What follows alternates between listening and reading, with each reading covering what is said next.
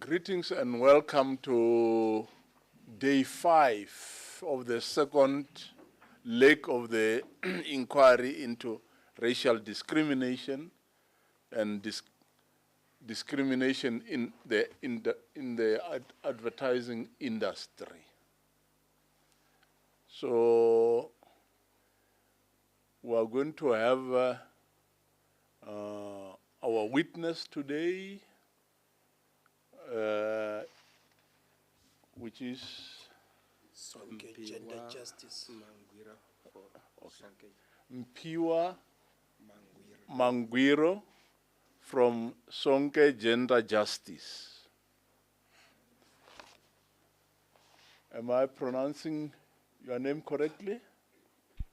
Yes, that's correct. Okay, thank you. So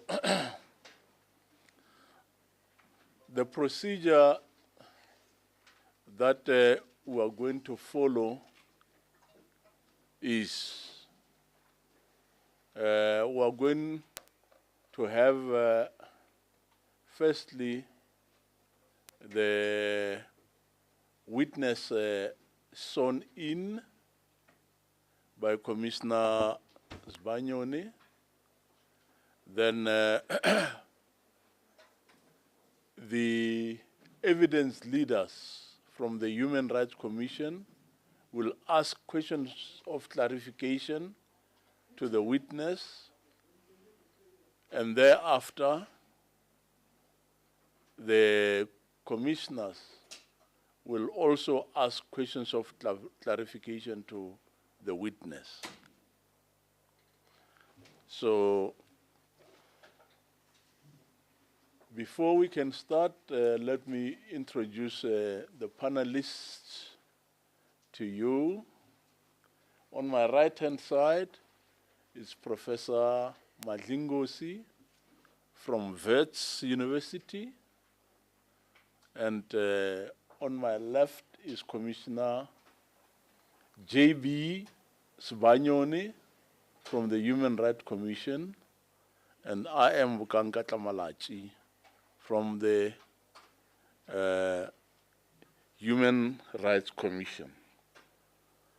So without any waste of time, I'm going to ask Commissioner Sbanyoni to swear you in. Commissioner Sbanyoni, please. Thank you very much, Chairperson. Good morning, ma'am. Morning, Commissioner. Yes, just for record purposes, can you state your full names? My name's Mpiwa Julian Sandra Mangwiro. Yes, mine is to administer the prescribed oath, But before doing that, I've got to establish whether or not you've got any objection in taking the prescribed oath. If that is the case, we go for the affirmation. May I find out from you whether you have any objection in taking the prescribed oath? I have no objections. Right. Do you swear that the evidence that you will lead shall be the truth, the whole truth, and nothing but the truth? Please raise your right hand and say, "So help me God." So help me God. Thank you very much, Chairperson. She is duly sworn in. Thank you. Thank you, Commissioners Banyon. So, without any waste of time, I'm going to ask the witness to give us her submission with regard to the issue of racial and discriminatory advertisement. So we are giving you 15 minutes within which to give your submissions, and thereafter, as I've said, the evidence leaders will ask questions of clarification. So the space is yours, ma'am. Thank you. I'd like to start by first introducing the organization that I'm representing, which is Sonke Gender Justice. And Sonke Gender Justice is a non-partisan NGO that was formed in 2006. And Sonke's focus is that we are an organization that challenges any form of violence, be it socially constructed, physical, or direct, and we envisage a world in which violence is challenged but also drastically reduced. And we do this through various means. We do this through strategic litigation. We do this through research. We do this through submissions. And we also do this through workshops and engaging with communities to capacitate them around issues of violence and around issues of rights and challenging violence. So that would be my brief introduction of the organization. And then proceeding to the issue at hand, I wanted to first acknowledge that advertising plays a key role in informing communities, in educating communities, and in helping communities shape opinions and views about different issues that relate or speak to those adverts. And so it is always important that adverts are done in a way that does not do any harm. They are done in a way that is positive, that reinforces positive norms, positive beliefs. However, in reality, this is not the situation. We have seen that world over, and even in this country, many adverts tend to be discriminatory in nature. Some are discriminatory from a gender perspective, others from a race, ethnicity, culture, and so forth. And the resulting effect of that is that they entrench negative stereotypes, and particularly when we are talking about racial discrimination, looking at the history of the country where we're coming from being a very deeply entrenched racial society in which the marginalized groups, particularly the black community, has suffered irreparable harm when it comes to racial discrimination. So it is very unfortunate when we continue to see adverts that have that discriminate racially, or that also have race undertones, when we are at a point where we should be trying to build and unite the country. And in light of some of the adverts that have been made reference to, if I can allude to the Clicks advert that has been made reference to, the one that was giving a that seemed to be giving a comparison between black hair and non-black hair, in which black hair was presented as being frail, weak, and damaged, while the other hair looked very strong and healthy. This was very a racially inclined advert because it entrenched the notions of apartheid, or it entrenched the views and notions of blackness that emanate from colonialism and apartheid, where blackness was viewed as inferior, blackness was viewed as weak, and it continues to carry that line where black women's hair seems to be presented as being inferior and as being weak, with the unfortunate result that not only is it just entrenching, it doesn't just become about hair, it also becomes about identity, how blackness is packaged, how blackness is viewed, and how blackness is presented. And it doesn't end there, but it also then begins to, for the discriminated group, it then begins to connect with other forms of, or intersects with other harms, because we see, for instance, that black women who continue to be discriminated. For instance, if we look, we have had issues in the country around schools policing, where they seem to police more of black girls' hair. When you look at a number of school policies around hair, the hair that is policed the most is black hair, is black girls' hair.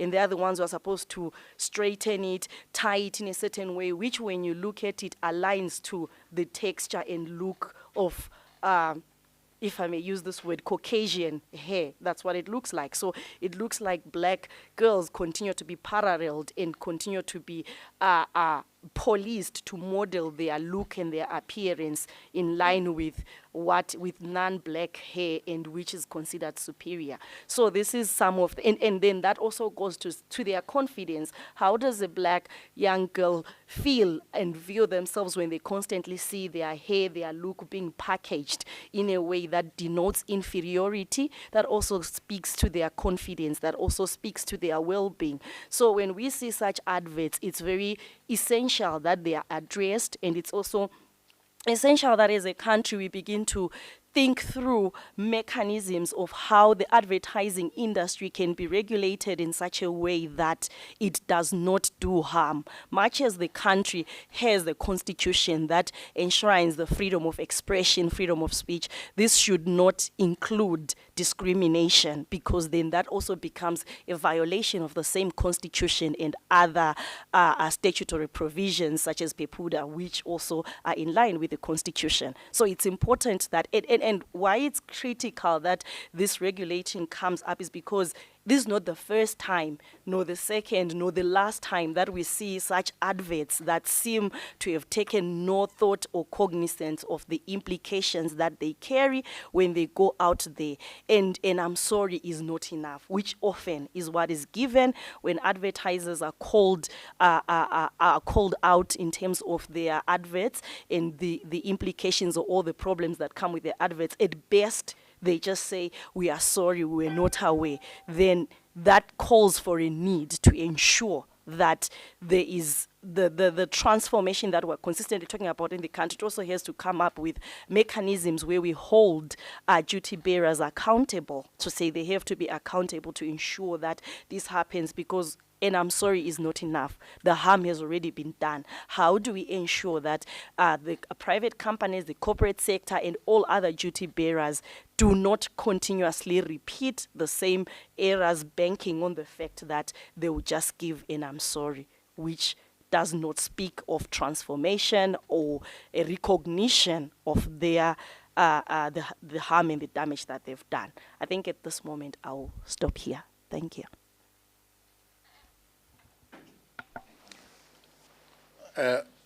Thank you very much, Ma'am Manguiro. And at this stage, I'll perhaps ask the evidence leader to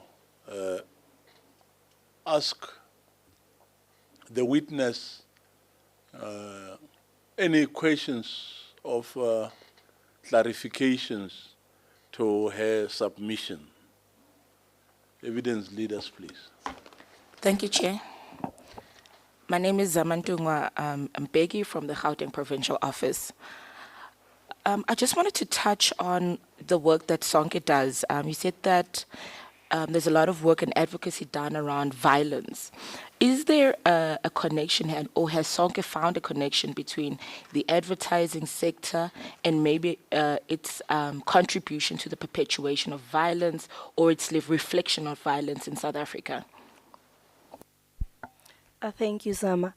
Yes, certainly, as you have indicated, we do a lot of advocacy work and embark on a lot of advocacy initiatives around addressing violence.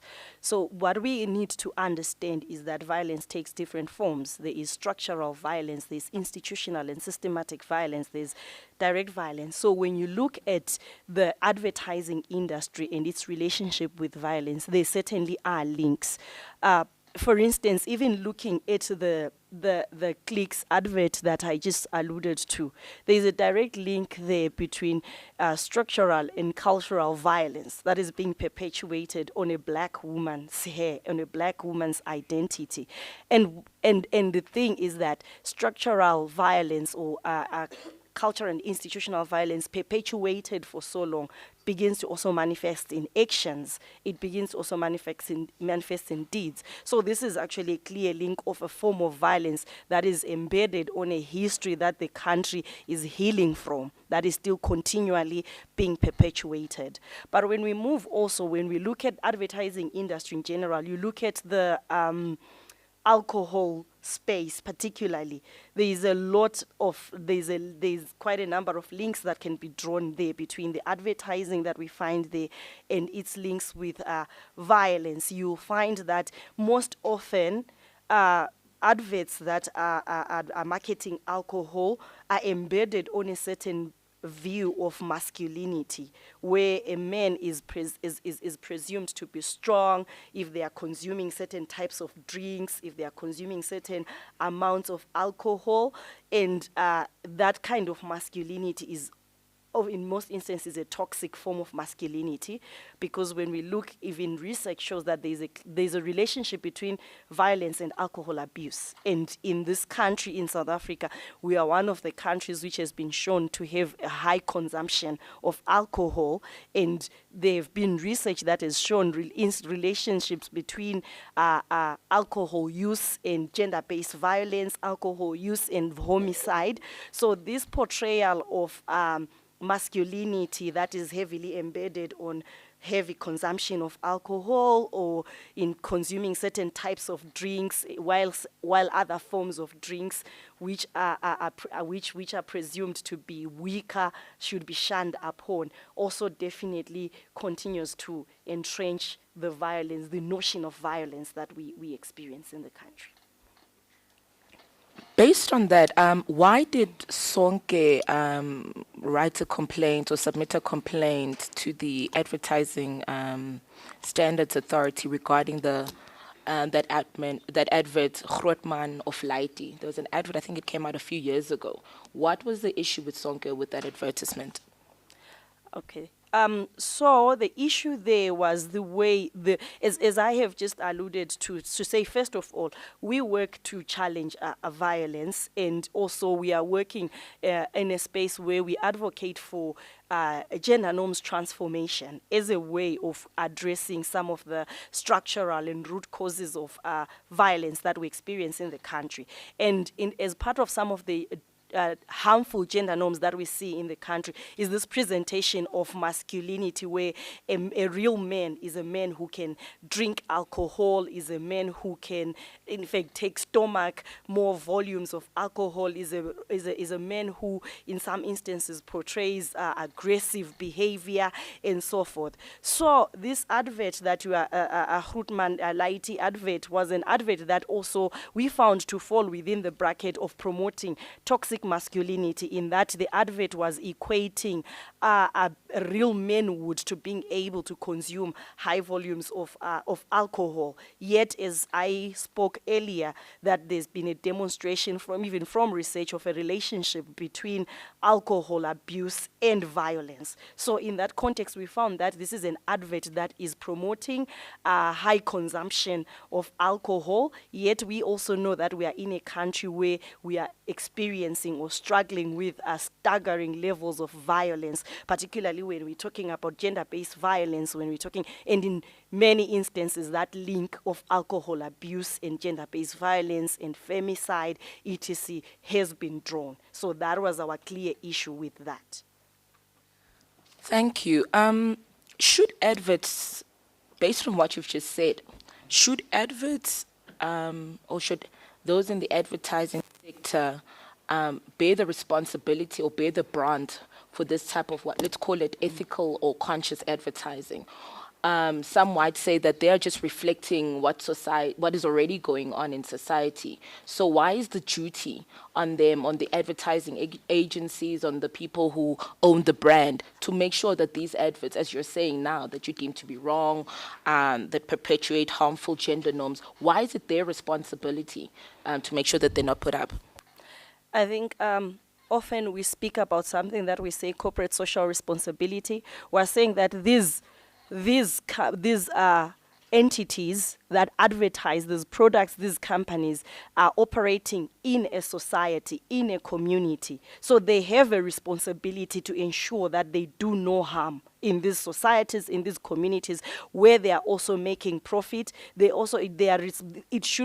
cannot only be about them maximizing their profits. They also have a responsibility in terms of giving back to society, but also in terms of ensuring that their products do not come and do any harm to the society where they still want to continue to pursue their business. They do not operate in a vacuum. Businesses do not operate in a vacuum. They operate in a community. They operate in a society. They operate in a... So they have a responsibility to see that where they operate, they also adhere to acceptable standards. And in this instance, because we also have a constitution that also speaks about equality, that also speaks about non-discrimination. So we cannot have advertisers who then violate some of the basic principles that we hold in high regard as a country. Duly noted. And you've just spoken now about profits, and evidence was given by broadcasters such as the SABC that in essence they generate and they need advertisements for the purposes of profit. So when things go wrong, who should bear the brunt? Because if you look at the chain, there's a broadcaster, like for instance, the SABC, who've also come here. There's a person who's at the advertising agency. Who should bear the brunt, or who should we hold responsible as society? That's the first question. And what are the penalties that we should be enforcing? You said that an apology isn't enough. So what else? What other sanctions should we be imposing? Okay, thank you. But I would not want to speak authoritatively about the process of advertising. However, my understanding is that before even a company, an advert goes out, before it's on SABC, on ETV or wherever, there's a process within which it's created internally.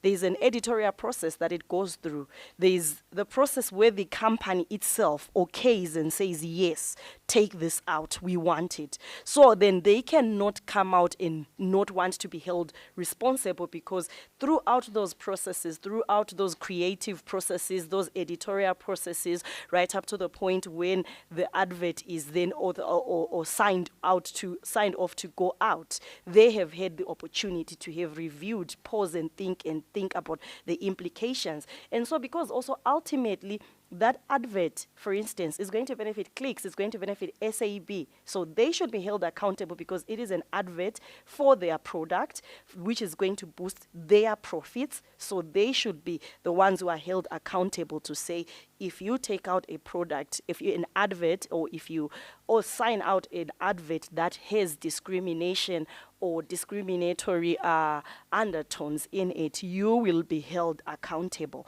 So that in future, whatever processes they go with their advertisers, with their creatives, they are cognizant of the fact that ultimately they hold the responsibility for this product when it goes out there and it's found wanting or it falls short. And when it comes to issues of an apology, definitely an apology is not enough, because that's what, even throughout history, from colonialism even up to today, we are being told, African countries, all that we've received in many instances is that we are sorry for colonialism, but the damage that it left behind, we have to remain fixing on our own. In the same vein, when discriminatory adverts come out, the damage that it carries is not fixed by these companies with an I'm sorry. And I'm sorry is actually in many instances a slap, a way of trying. I have been personally, not as my organization, I view it as a way of just trying to run away from being held accountable. Say, oh, let's just give an I'm sorry and move on, you know. So I think there should now be penalties in monetary. Business understands money. They understand money. So if you put penalties that are also in monetary terms, and say if you are found to have aired out a discriminatory advert, there are stipulated sanctions that include monetary sanctions, which of course then the conversation would be what then happens with that money, and it can then be used to try and give training, capacity building and etc. within the industry. But then there has to be a steep penalty that may include censoring of sorts. You are going to be censored, you are going to pay a penalty that includes monetary value, etc. But something that is also of value that they will feel when they, in future, should there be such violations. Thank you so much. Based on the work that Sonke does, how do you as an organization define discrimination as well as transformation? By that, I mean transformation in a particular sector, i.e., in this case, the advertising sector. What does it look like for you as an organization? Okay. I think discrimination is the exclusion of a certain group of people depending on the demographic. It can be racial exclusion, it can be gender exclusion, which is also embedded in power dynamics that often enforces some form of harm. That's what, in simple terms, I'll just try and put discrimination like that. And then I'll say that transformation really is efforts to change norms, it's efforts to change values and practices to address inequalities in power, imbalances and power dynamics, privilege, so that certain groups of persons of different genders, race or ethnicity are not discriminated against, so that there is a change in the way that certain groups or certain demographics engage and function. And yeah, I think that I would say is really an effort to change norms, values and systems for the benefit of different groups, and so that we can have an equal space. The work that you do as an organization seems it wants to bring to attention. Okay, I want to just make reference to the Male Engage program and all of the other programs that you're doing to conscientize men and in intersection with violence.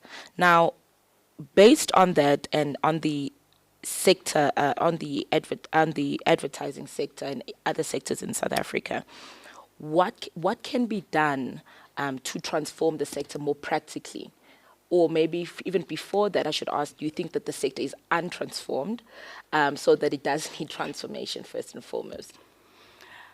Okay, I do believe that the sector is untransformed, both in terms of representation and in terms of, at times, the values that it presents. Certainly, I would admit that I do not have statistical evidence right now, but the sector is generally perceived as, one, male-dominated, two, in terms of representation across different demographics, be it race, be it ethnicity, and etc., it also seems to be unrepresentative in that way. Hence, sometimes some of the discriminatory or some of the problematic adverts that we see, because there isn't that inclusivity in that diversity within the sector to enable different voices to give an input into the kind of products that come out. So that's what I believe. And I believe then that some of the ways of transforming the sector, there is certainly a space for capacitation, because if we look at some of the adverts that come, particularly where they speak to the gender, you find that in many instances, adverts that have anything to do with gender or the women almost come as very sexualized in many instances. They are portrayed as they are sexualized, sexual symbols, and etc. And you find that that's also embedded on certain gender norms that society has. South Africa is a very patriarchal society. So there is a way patriarchy packages women in a certain way, in which also finds its way in adverts. It finds its way in that narrative of adverts, where if you look at an advert of a car, but there you see how a woman is presented and sexualized, while at the end of the day it's about the message. Oh, okay. While at the end of the day it's about a certain car. But you find that it has those tones. Or even if it's alcohol, you look at how women are presented there. So you find that many instances there are those issues, and also they are embedded on a patriarchal narrative of a woman and what a woman should resemble in society. So I believe there's a space for capacity building to challenge some of those narratives, to transform, to build a space for gender transformation, for transformation of gender norms and social norms, so that we begin to realize that women do not have to be packaged and sexualized in a certain way, and men do not have to be packaged and presented in a certain way. So I believe there's a space to really engage there and give capacity. And also, like I said, because there's a space that is generally perceived as male-dominated, so there is room to engage the different men that are found in that space, and also engage them at that level. But I think there's also a need for representation, like different inclusivity. We don't need to just, and by representation, we don't mean just merely ticking boxes to say in a room of creatives, oh, by the way, we need a female figure.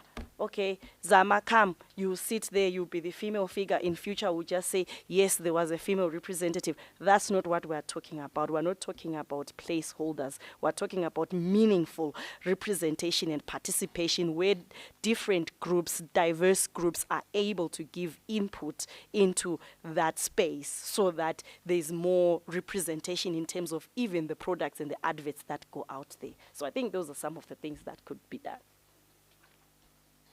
If we do have women represented, and we've done the capacity building, the numbers look good, is there no argument for internalized racism, internalized sexism, internalized patriarchy at that, even with the women that we have around the table? How do we prevent that?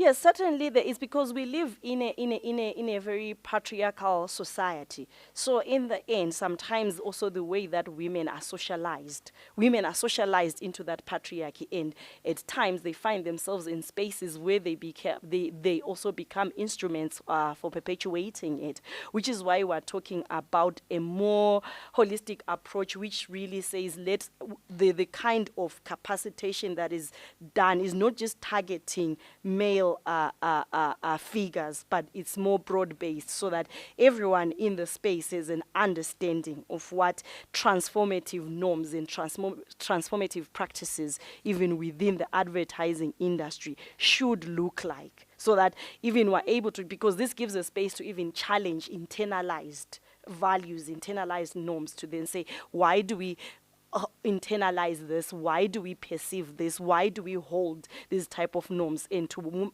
move towards defining more transformative norms that can find their way in that can help to deal with that internalized patriarchy or sexism and so forth. But also, I think beyond that, that space, there's also need, like I highlighted earlier, that there's need to come up with guidelines for the space and for the industry to say these are some of the guidelines in terms of when you are trying to, or when you are working on adverts that are to address issues of discrimination and so forth. These are some of the guidelines, or these are some of the considerations that you should make. So I would certainly not speak authoritatively on whether such guidelines exist.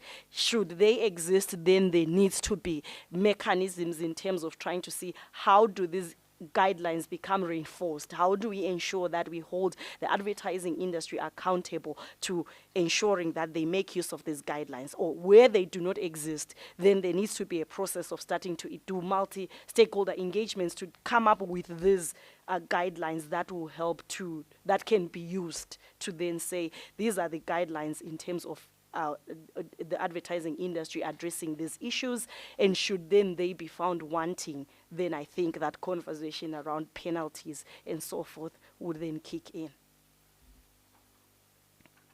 All the complaints or that you've lodged as at Sonke to the regulator, what have been the responses from the regulator directly to you? Once the Hoodman versus Lighty complaint that were the Hoodman Lighty, sorry, I'm not saying that advert, then it resulted. I think there was some fruitful engagement, because in the end SAB pulled out the advert, and they acknowledged that as a result of complaints that came from that advert, including the complaints that came from our organization, then their intention was to do no harm, but then they were pulling out the adverts. So in some instances, the engagement has been fruitful. Would you then, based on what you've said to the inquiry, that is not enough? Is it just enough that they pull the advert and then that's it? No, like I said, apology is not enough. It's always that it's almost like the excuse that is there, that every other system or individuals that have been found wanting where discrimination is concerned, particularly racial discrimination, the reaction is in most instances an oopsie, I'm sorry, and we have to move on. And that's what we are saying is not enough. Also because of the power dynamics that are there, that the more there's advertising, they wield so much power. Advertising agencies, advertising institutions, and the companies that they represent, they wield so much power in terms of their reach, in terms of, and in most instances, the I'm sorry doesn't even carry the same weight, or doesn't have the same reach that the advert itself had. And so it's not enough. Really, it's not enough to say I'm sorry, because there has to be a cleanup. Like I said, that there can be no benefits without responsibility. So there has to be a part of saying we are sorry as a way of being sorry. This is because sorry is not an empty word. Sorry is a doing word. So as a way of being sorry, this is the action that will be taken to deal with the wrongful action that was done. So, and I'm sorry definitely does not suffice. Chairperson, that's it from me. I'll hand over to my colleague. Okay. Thank you very much, Zama. Do we have the second evidence leader? Yes, Chairperson. Okay. Good morning. My name is Maria Nyakeni. I'm a candidate attorney at the South African Human Rights Commission, Gauteng Provincial Office.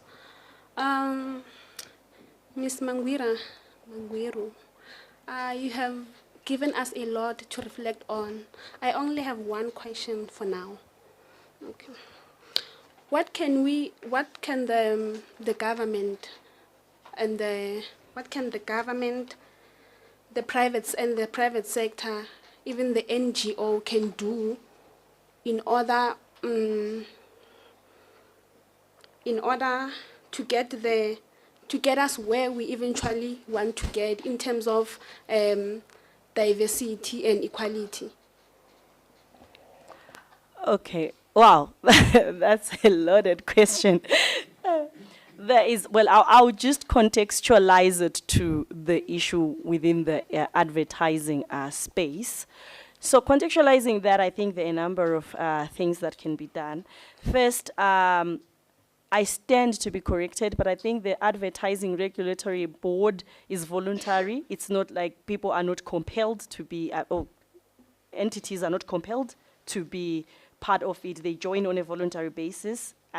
So if that is still the position, I think we need to move to a position where it becomes compulsory and to be a part of that, and also to give more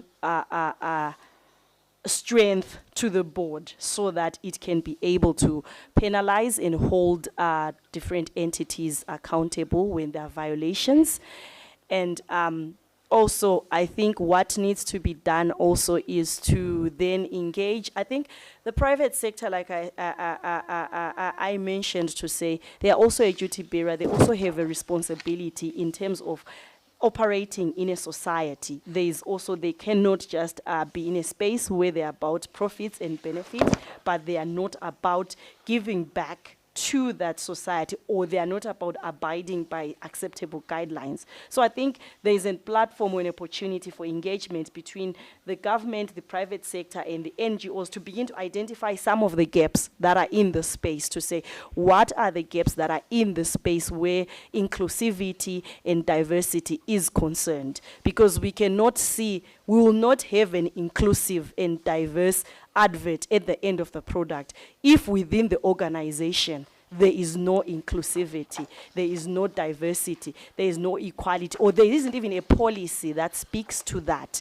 There isn't even a strategic document that speaks to that. There isn't even any deliberate intention. If in an organization we are not seeing diversity and inclusivity from its leadership structure right up to the end, like from the top to the bottom, we are not going to see any inclusivity or diversity as an end product. So some of the things should be, how then can such processes be enforced internally? What is needed? What are some of the policies that can be adopted internally within different, to say, at least corporate or private entities need to have clear policies and guidelines that speak to inclusivity, diversity, and equity from a policy level, from how they recruit, from how they compose their creative departments. I'm just being imaginative of how the space looks like.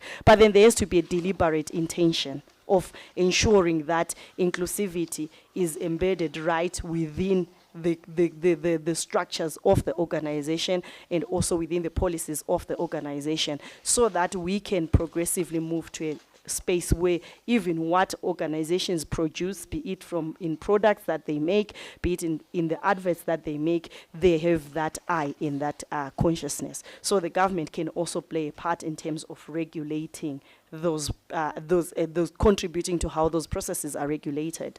Then when it comes to civil society, we also have a role to play as being the watchdog to see whenever there are issues that are arising. Civil NGOs should be able to be the watchdog to raise and challenge, or well, to challenge the advertising industry, like we have been seeing, or like what my organization did, to say, when we're seeing that there's problematic adverts, discriminatory adverts, then we should be able to speak out. We should be able to challenge and hold the corporate sector and every other entity that is found wanting accountable. But then it's also about working together. It's not just about, it's not supposed to be an adversarial process all the time. There's also a space to work together to say, how can we then also contribute to the space of where there is capacity gaps or where there is a need? How can we support in promoting inclusivity, in promoting diversity and equality, and the space for those necessary trainings and capacity buildings, with obviously the private sector also playing playing a role in availing the resources, because in many instances, non-governmental organizations face challenges where resources are concerned. But this is a platform where there can be collaboration. Those with the resources can bring the financial resources that are needed, and those with the expertise, the substantive expertise, can bring that substantive expertise and conduct the necessary capacity building and also continue to be a watchdog. Thank you, Ms. Mangira. Okay. I think that's all from our side. I will now hand over to the chairperson. Okay, thank you. Sorry, Chair, I apologize for that. I just have one more question from my end. Okay. I sincerely apologize. You've just mentioned now that civil society should play more of a watchdog role. But I wonder, is there nothing more proactive that civil society can do before the problem arises, rather than saying civil society responds after the problem has come? But by problem, I mean the advert. Yes. Thank you. I think, yes, perhaps it may not have come out clearly when I was saying the space to come together and work together. That's the proactive role we were saying. We're identifying that, perhaps also basing it on some of the research that is coming out in terms of the issues that are in the industry that needs to reform. Then the civil society can play that proactive role in terms of in saying, for instance, where I would give an example in terms of our work as Sonke, where we also engage men to address gender norms, harmful norms and practices. This can also be an opportunity to take an initiative to say, okay, we would want to engage with this space in order to address some of the issues that are coming out, or we would also want to make representations and submissions to the state in terms of how some of the challenges that are in the industry can be addressed, or some of the possible regulations that can come out of that can be developed, including recommendations for training, for capacity building, or an institute that addresses such issues, such that journalism is not all wherever training comes from for advertising, communication, etc. So that is not just looking at it's more transformational. It's not just looking at what is communication, but it also looks at how can communication transform? How can communication address some of the structural barriers and challenges that we're facing in the country? So I think there's room there for taking initiative. However, as I highlighted, that sometimes with civil society, resources are not always easily available for them to do that, but where resources permit, there's certainly space for that. Thank you, Chair. That's it from us. Thank you, evidence leaders. I'll now proceed to ask the panelists to put questions of clarifications if they do have any. First, starting on my right-hand side with Professor Mandlingozi. Thank you, Chair. I think the witness was very comprehensive, so I don't have any questions. I only have one question. Earlier on, when you were responding to Ms. Mbeki, you mentioned the question about whether the role of advertising is it to reflect reality, or is it to change stereotypes? And you said, it must be a role where they seek to, debunk stereotypes and to change harmful norms. I wanna talk to that a little bit, but also now at the tail end of your submission, you mentioned the role of civil society as the guardians, as the watchdogs. But I wonder who guards the guardians, civil society. So we have been talking a lot about commercial advertising, but there's a lot of problematic advertising by civil society itself, right? Advertising that can be perpetuating certain stereotypes. Advertising that can be, discriminatory from civil society itself.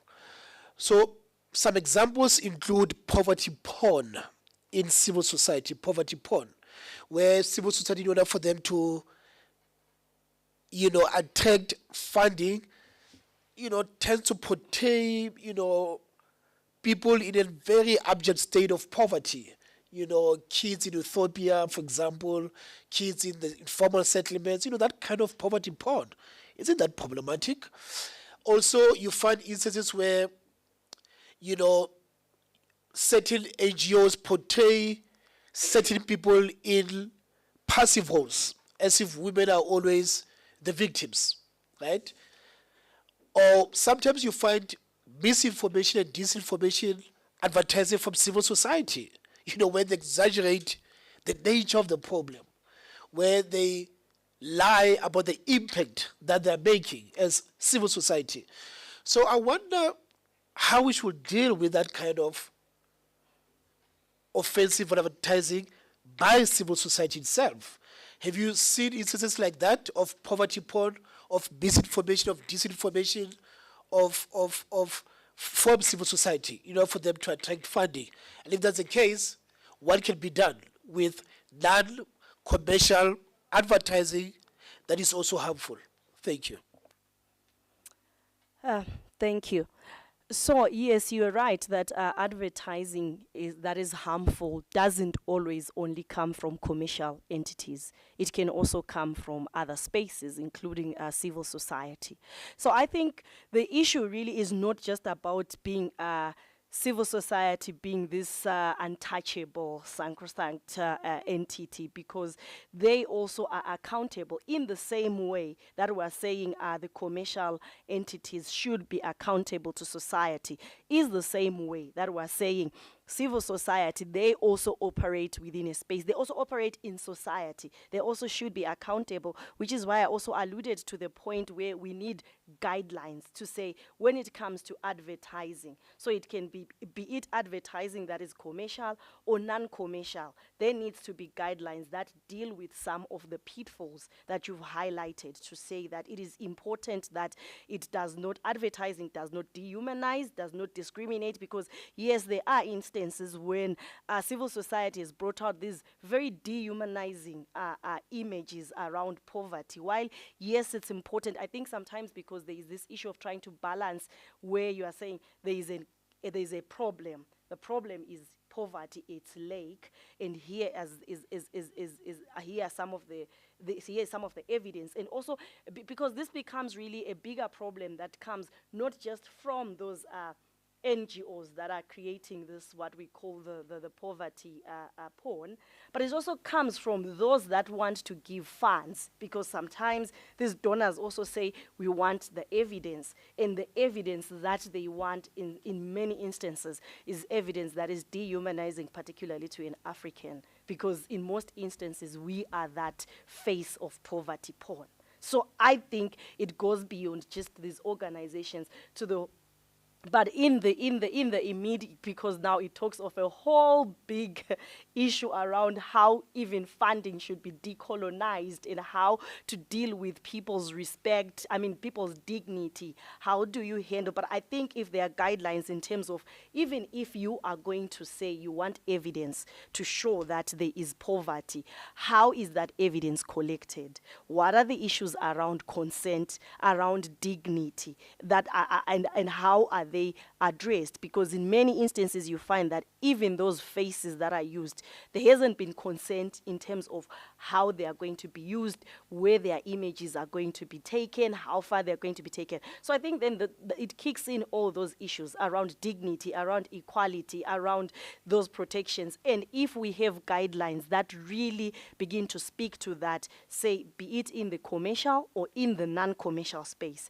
these are the guidelines that we are giving around advertising and around packaging of certain information. Then when it becomes misinformation, it's a whole problem altogether. Those entities also have to be held accountable, because you can't misinform and you can't create false impressions. That is also a very problematic. So for me, when we say that there has to be regulations, when we say there has to be guidelines, there is no sacred cow. everyone should be able to be held accountable to those guidelines. So at present, there are no guidelines. There is no regulation of advertising for civil society. And earlier on, you mentioned that apology is not enough. You know, when there's a harmful or offensive advert from commercial entities. You mentioned that apology is not enough. You also recommended a monetary penalty for commercial entities.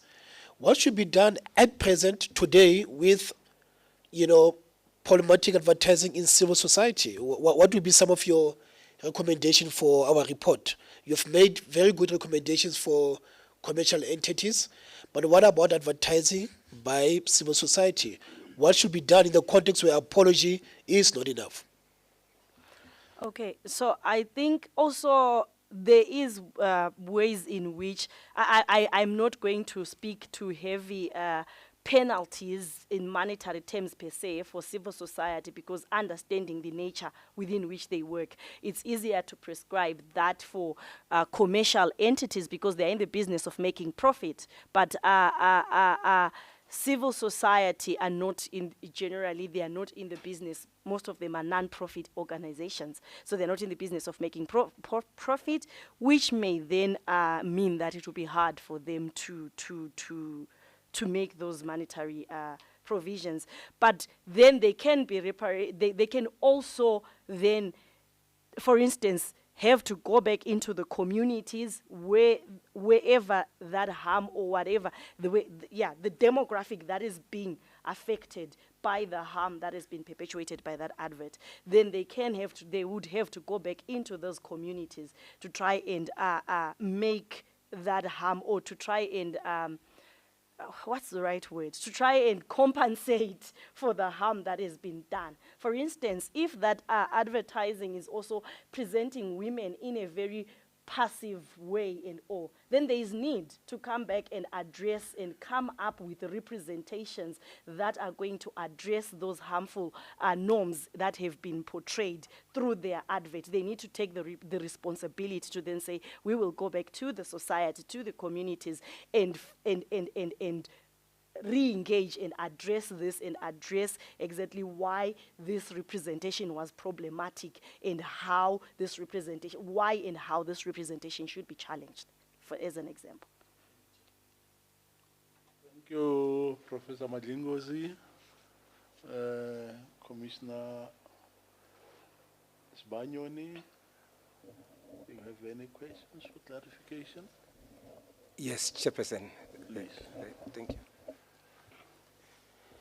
Memangwiro, we heard you very loud and clear that you were saying apology is not enough, and then also you spoke about I would say the offenders or the wrongdoer wielding power. They are rich, you know, but I was waiting for you just to say, what is it? I was waiting for a punch, for a harm that has been done. You know, our Constitution talks about the values, and then it talks about human dignity, the achievement of equality, and the advancement of human rights and freedoms. Yes. I would like to maybe invite you to talk about that would be sufficient deter, that will scare a person who has been found on the wrong side of violating these rights, and someone who have escaped, who have never been found, and another one who may in future think of doing that, so that that person should be deterred. Something very strong. What would you say if you've got some views there, Memangwiro?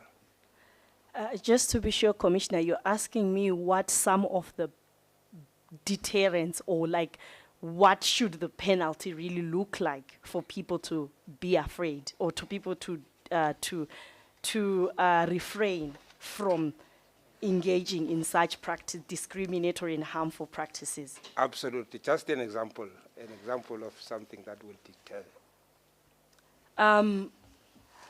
Okay, an example like what I have alluded to would be one, a company that advertises discriminatory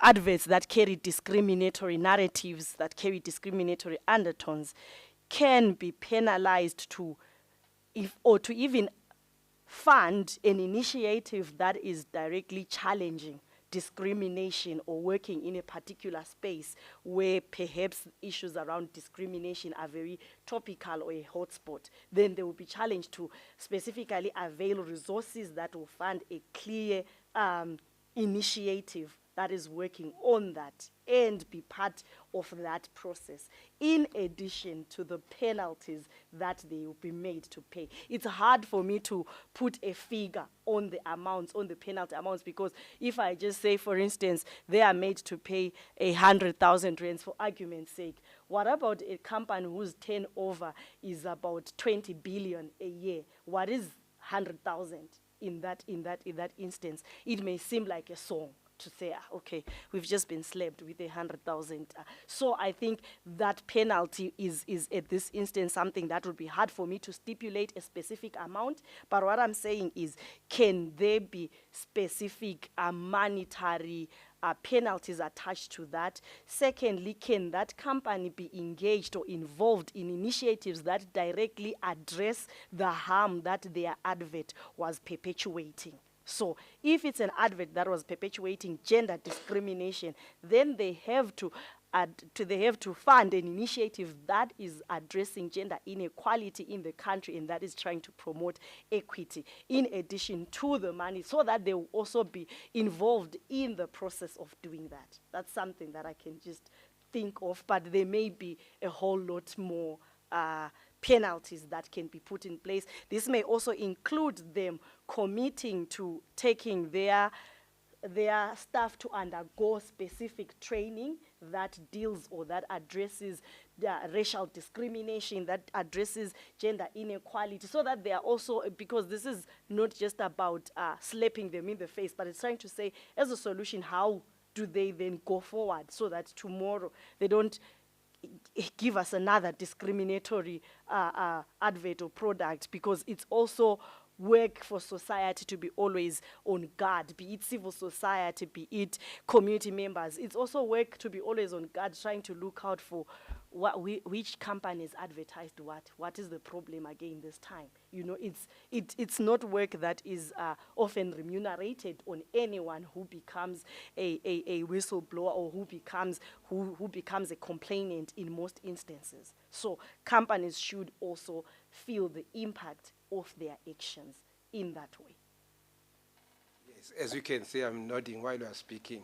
In other words, a sanction that will send a message out there, Yes. broadly, Yes. to the public. Yes, so that in future they will know that it's not, if we have erred, it's not just going to be an I'm sorry.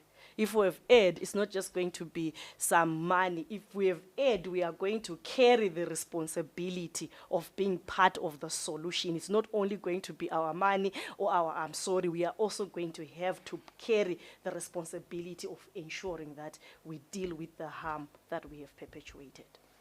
Thank you, Chairperson. No further questions. Thank you, Commissioner Banyon. And I've got just a few questions. The first one is, in fact, let me say, I'm quite impressed about, the inputs that you have, given to us as the Commission about, the damage that has been done by some of the discriminatory industry to certain sectors of our community. I think it has been very enlightening, and this will go a long way in helping us, to try and see how we can get solution to this problem. But my question is, the structural and differentiated ways in which we experience the world is informed by multiple and intersecting forms of oppression. Therefore, the woman experience is not just one thing. Consider that women with intellectual disabilities require information to be communicated in particular ways that they can understand. Women with hearing impairments require a sign language interpretation of TV broadcasts, and women with visual impairments do not benefit from flyers, billboards, and other forms of publicly written information.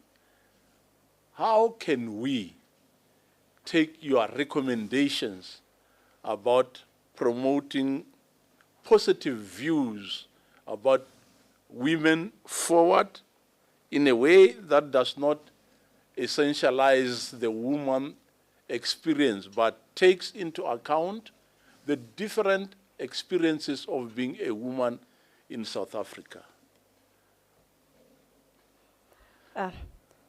Thank you, Chair. Yes.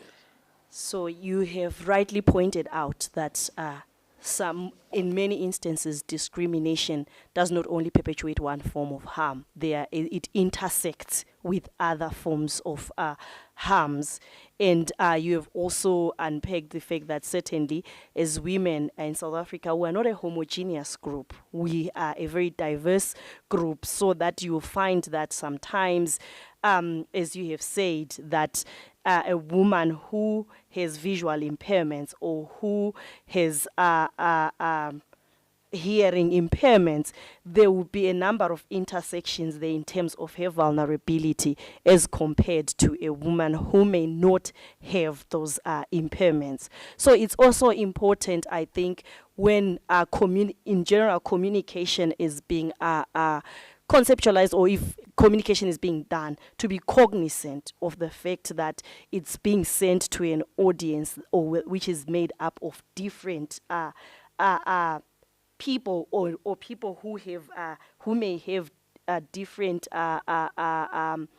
challenges or issues, or where they may end up being intersectionalities where cognizance is not made or done. So which is why when there's adverts, or sometimes there's need to make sure that the sign language people are also very cognizant in terms of how they communicate. It's not just about saying to the ones that are issuing out the mainstream communication, but it's also those who are going to interpret or translate or send the message forward, being also cognizant of the same values, because the values we are talking about are values that apply across board. When we are talking about human dignity, everyone deserves dignity. Everyone deserves to be treated with dignity. When we are talking about equality, everyone is entitled to be treated in that way. But obviously then we also have issues of equity to say, while we are speaking equality, there's also issues of equity. How then do we address this? If we just have an advert that just disseminates this message across board without taking into cognizance the different vulnerabilities and the different limitations or challenges that women, for instance, may face, is that still equal?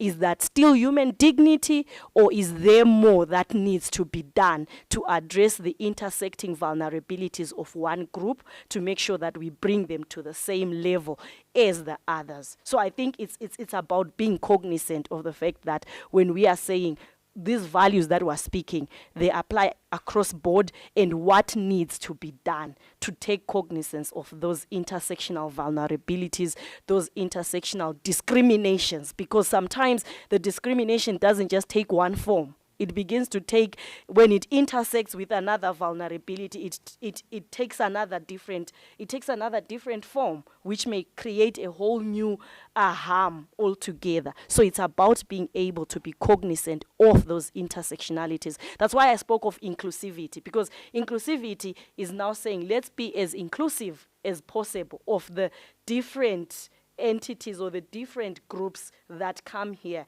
and also take cognizance of some of the different vulnerabilities that are different, but also in some instances that intersect, and what they produce, and we deal with that more holistically. Thank you very much. Now, perhaps my second question would be, you spoke a lot about regulation, policing, and penalties. Is it your submission that the advertising industry should be solely regulated by the state through legislation that is informed by civil society submissions, and that the private sector has no responsibility in transformation, inclusion, and diversity? Thank you. Certainly not. The private sector has a responsibility, which is why we're saying that there needs to be, even within their own structuring, the private sector should be able to demonstrate the values of diversity, equity, and inclusion, because, which is where I was talking about, even their policies would speak to that. Because if we are talking about inclusivity, but we have a private sector in which the boardroom itself is not inclusive, the senior leadership does not reflect inclusivity, does not reflect diversity, it's going to be a challenge for what they produce to reflect that. So they have a responsibility, starting from internally. The private sector has a responsibility right internally within its own systems and structures to adopt an inclusive and diverse approach, but it also has a responsibility in ensuring that the products that they make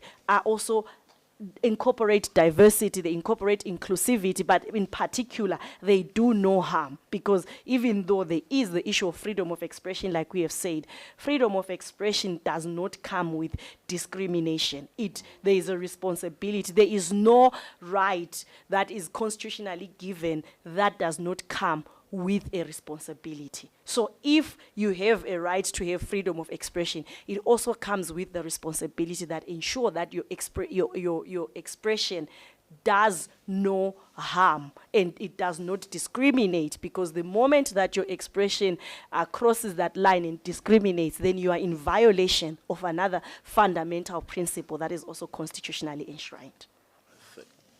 Thank you. And perhaps I know you have touched on this question earlier on when we were asked, but I just want to get your emphasis on it. And that is, given that South Africa is a very patriarchal country, would it not be superficial if advertisers were expected to advertise as though they are advertising to a transformed society, which South Africa is not? Would efforts and resources not be better utilized if they were targeted at the workshops which change the negative views that society has about women in state? Certainly, I agree that the reality is our society is very untransformed, and it's seen by some of the ills that we continue to see as the various forms of violence that we continue to see society and predominantly women and girls in their diversities exposed to. So yes, for there is certainly a need for even the private society to be involved in initiatives that are transforming society, because at the end of the day, laws alone are not enough to take us to. That is one thing that even in the work that we do at Sonke, we acknowledge that laws and policies are not enough for us to be able to reach a point where we are saying we're a transformed society, or where we can begin to see transformation being realized. So there is need for us to also engage with society, engage with those practices, engage with those norms, engage with those beliefs that are behind the misogyny, that are behind the patriarchy, that are behind the behaviors that are manifesting themselves that are untransformed. So definitely there is need. And even when we are talking within the advertising industry, for the advertising industry to also get to a transformed place means that there's going to be need for those workshops, there's going to be need for those capacity building mechanisms that also begin to unpack what transformation in the media looks like. They also unpack the important, because media in its various forms plays such a very important role in shaping our beliefs and also perpetuating our beliefs in society. So it's important that we have a media that is transformed, and definitely there is work that needs to be done in engaging the media, in capacitating them to a point where they can also get to be transformed and begin to produce that material that speaks of transformation and which can also help us as a society to move forward. Thank you. And I think just my last question would be, I think we have been informed by, was it the Department of Communication? Yes. The Department of Communication that they are busy with a white paper whose aim is to come and produce legislation on advertisement and other related matters. So I just wanted to find out whether Sonke Justice has made some recommendation or some inputs to the white paper, which we believe perhaps can bring some, solutions to the problems that we're having in the advertisement industry. Have your organization made some inputs there? I would like to check and confirm with my other colleagues on that one, but to the best of my knowledge, we haven't made that input. And if there is still the opportunity to, we would certainly love to make that input. But I'll just check with my colleagues if they have made any inputs. No, definitely as a commission will be really appreciated, if you can, make some inputs there, because from the submission that you have made here, I think that will go a great deal in helping to get solution to these problems. So I would like to thank you very much for the submissions that you have made, and perhaps let me just hear whether you have any questions to the panelists regarding this matter. Thank you so much, Chair. And we also, on behalf of Sonke, we want to thank the Commission for giving us this opportunity to also come and make our contributions and our inputs. I do not, at this moment, have any specific questions, except to say we'll be looking forward to also hear once the Commission has completed its inquiry, to see some of its recommendations and way forward regarding this matter around advertising. Okay, thank you very much, ma'am. Thank you. And you are excused. Thank you.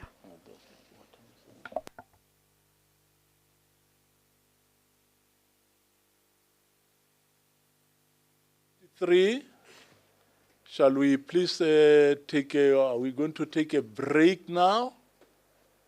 But if the secretariat can advise us, when is our next witness coming in? Chair, the next witness is the next witness is coming in at 1 o'clock. So he's not here at the moment. It does not seem like it, Chair. Okay, because I was just looking, and for the sake of our viewers at home, that perhaps if he was here, I would say perhaps we could utilize the time that he comes in, and then we utilize this time. So we'll adjourn from now up to that 1 o'clock, Yes, Chair. until 1 o'clock. Thank you.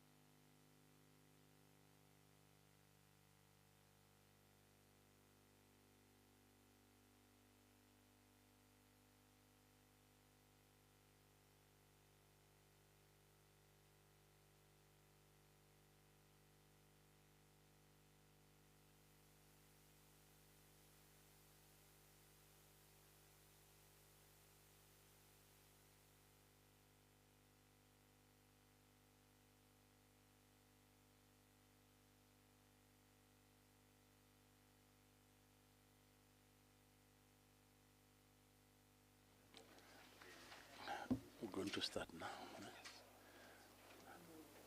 What time is it? 20 past 1. Okay. Thank you very much. We're going to start now. It's now 20 past 1. I've got to apologize that we had to attend an urgent meeting with our deputy chairperson at the Human Rights Commission.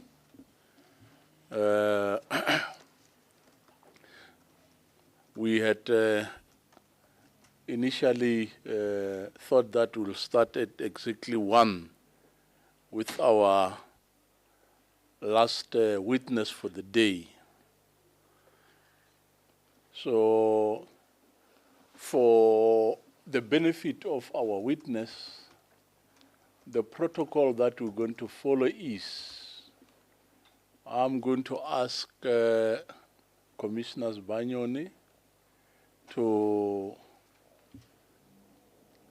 swear you in, and after that, we are going to ask you to make your submission, and you will be followed by evidence leaders who will ask you questions of clarification on the submission you have made, and then it will be the term of the officers, of the panelists, to ask you questions. Now, for your benefit, I just want to also introduce the panelists.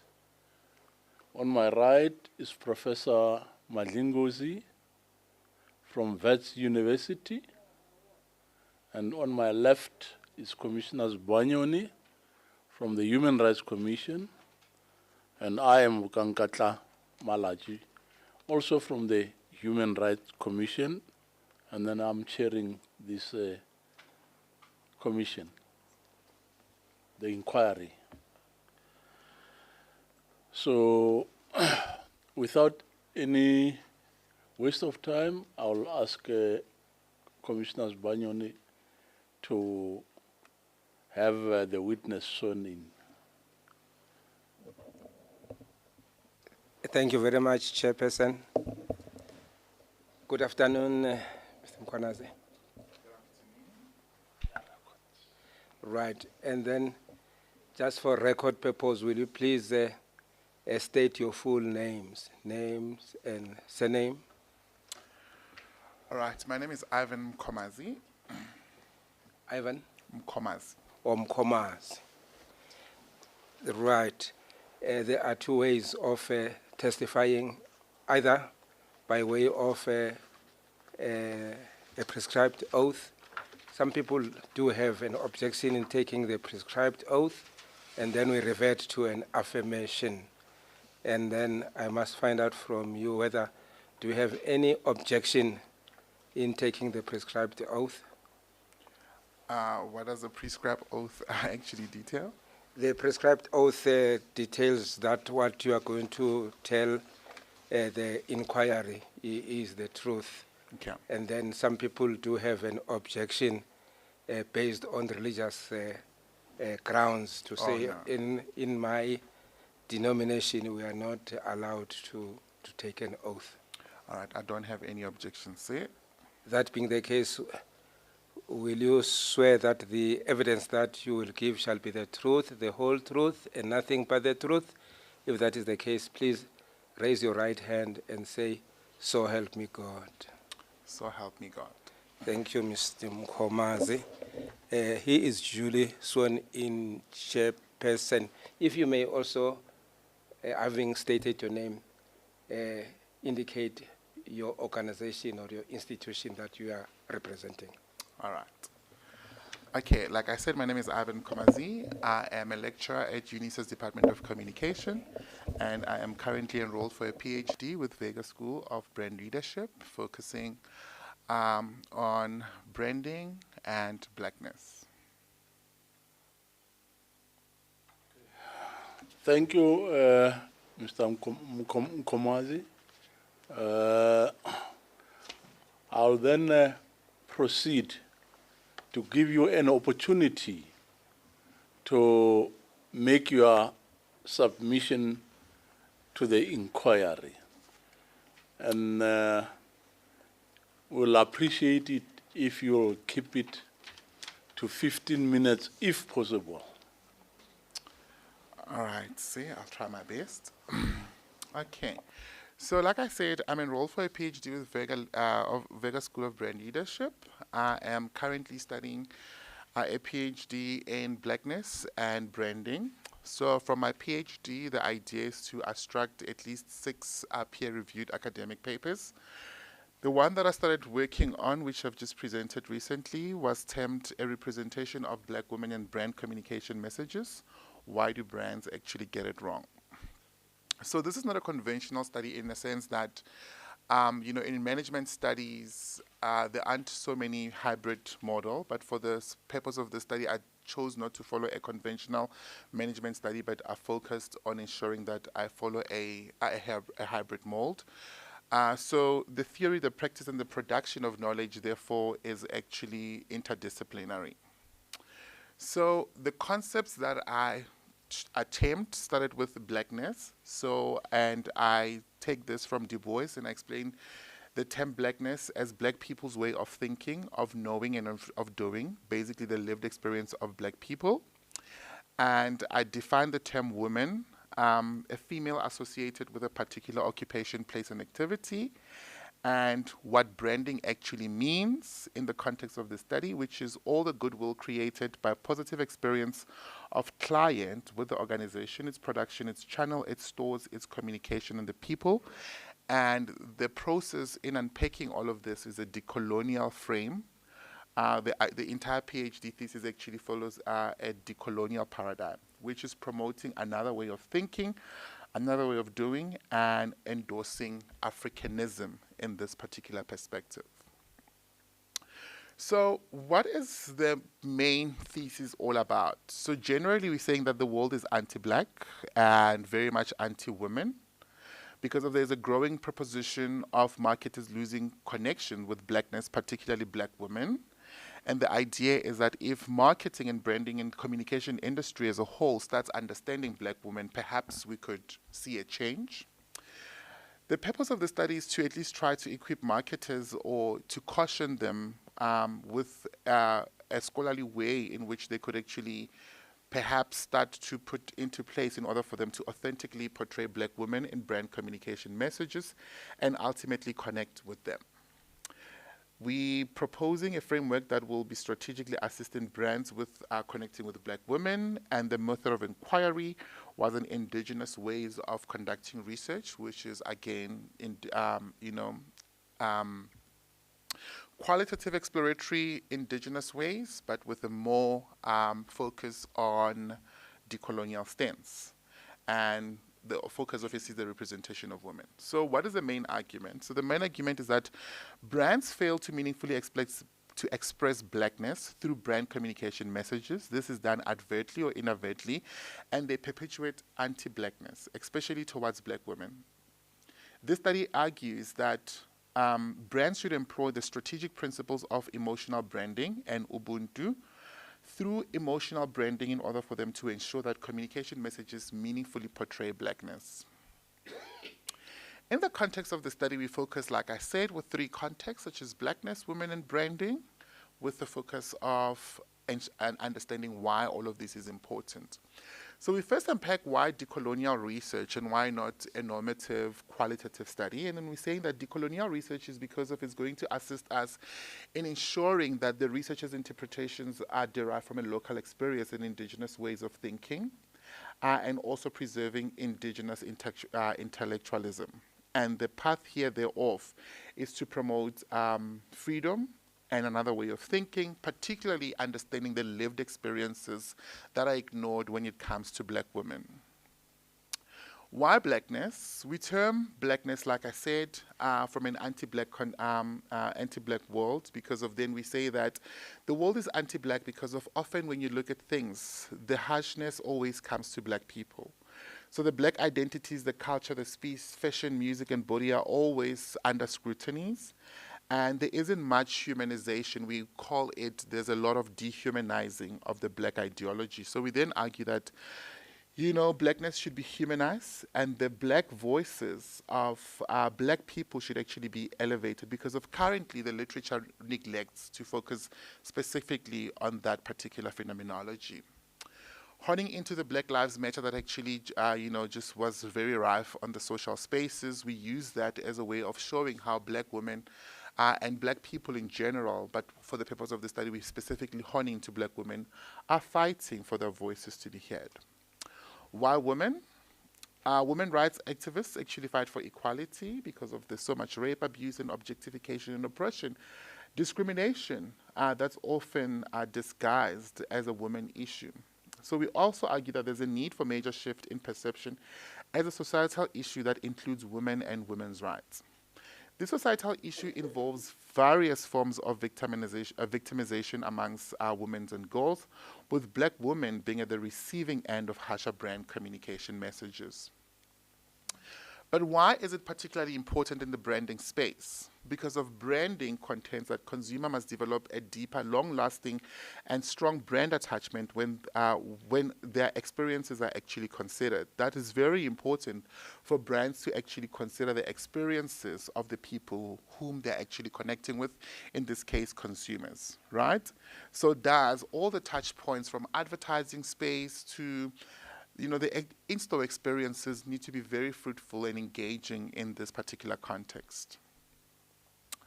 So why are we seeing this as a problem? We've seen Dove, the images which transform and show that if a woman uses Dove body wash, they were going to be transformed into, like, it's just an objectification. Sorry, unfortunately I can't project my screen, but it was just an ad from the Dove 2017 which depicted a woman using a Dove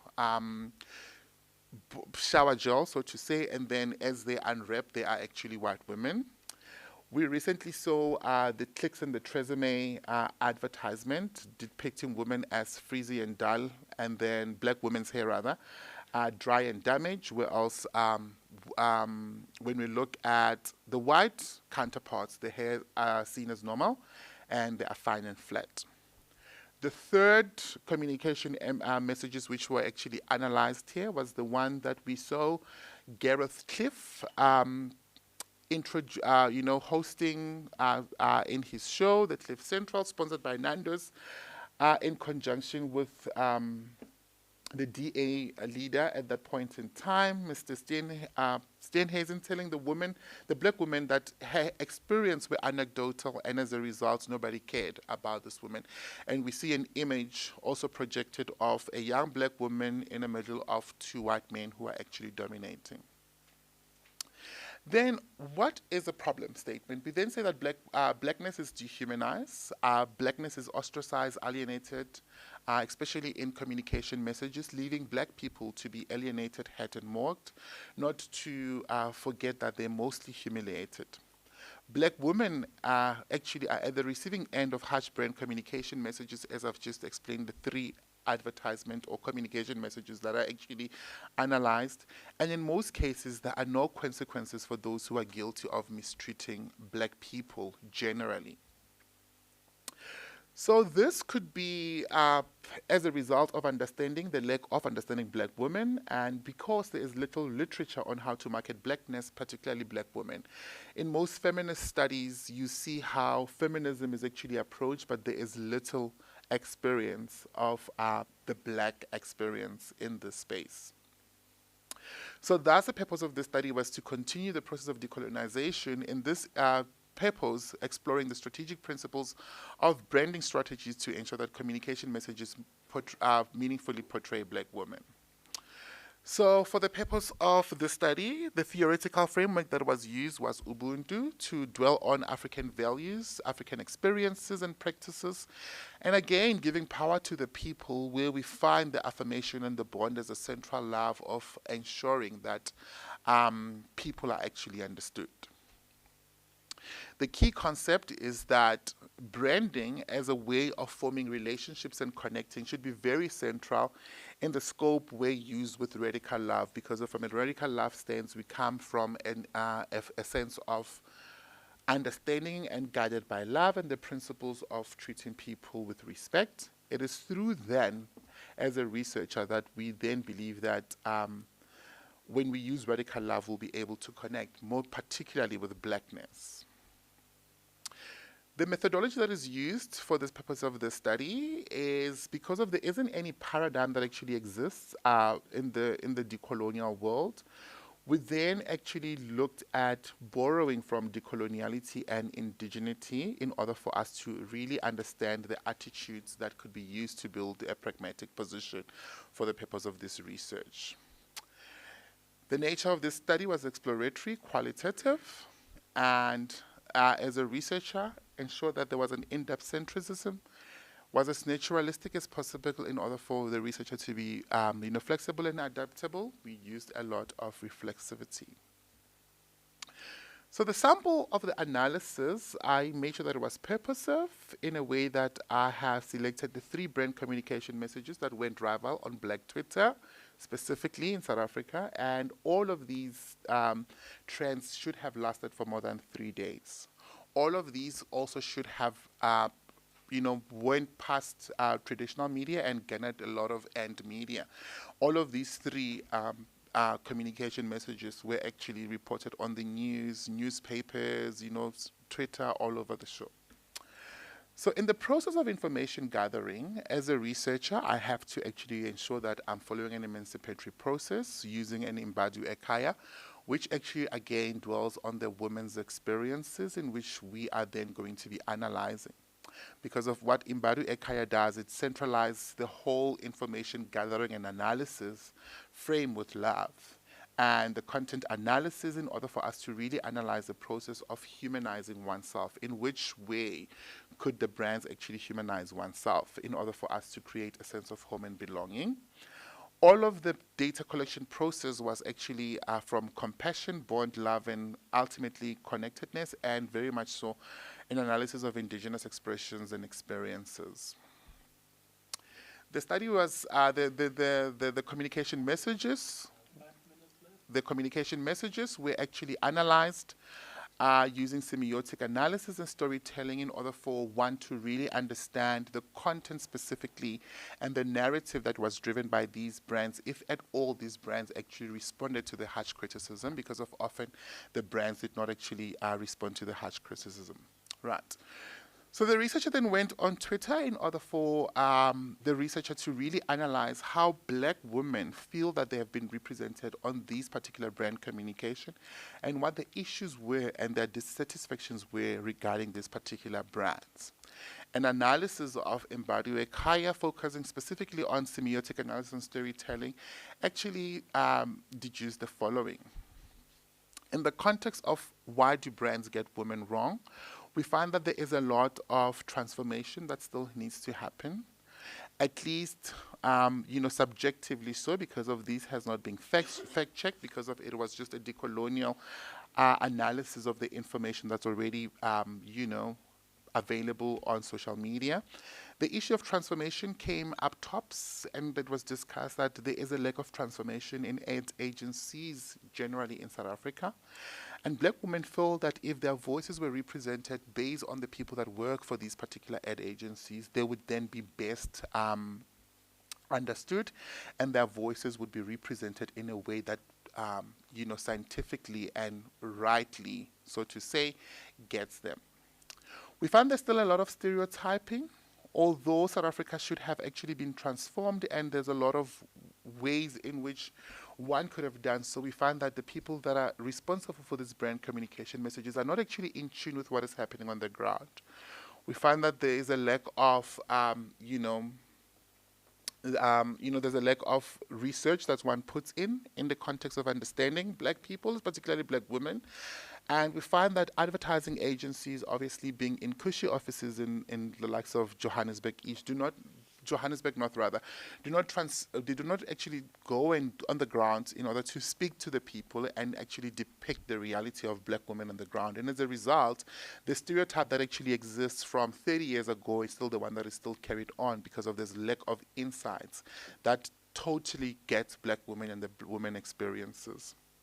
The intersectionality as well is an issue, that if the responsibility of advertisements are then given to, for example, white men to be the people that are in the inception of this brand communication messages, they will always communicate from the white ideology and from a masculine perspective and do not necessarily understand the need of black people. Thus, in essence, what is actually seen in this particular communication is that in general, marketers do not know how to connect with black people, and hence this brand communication dissatisfaction on the ground.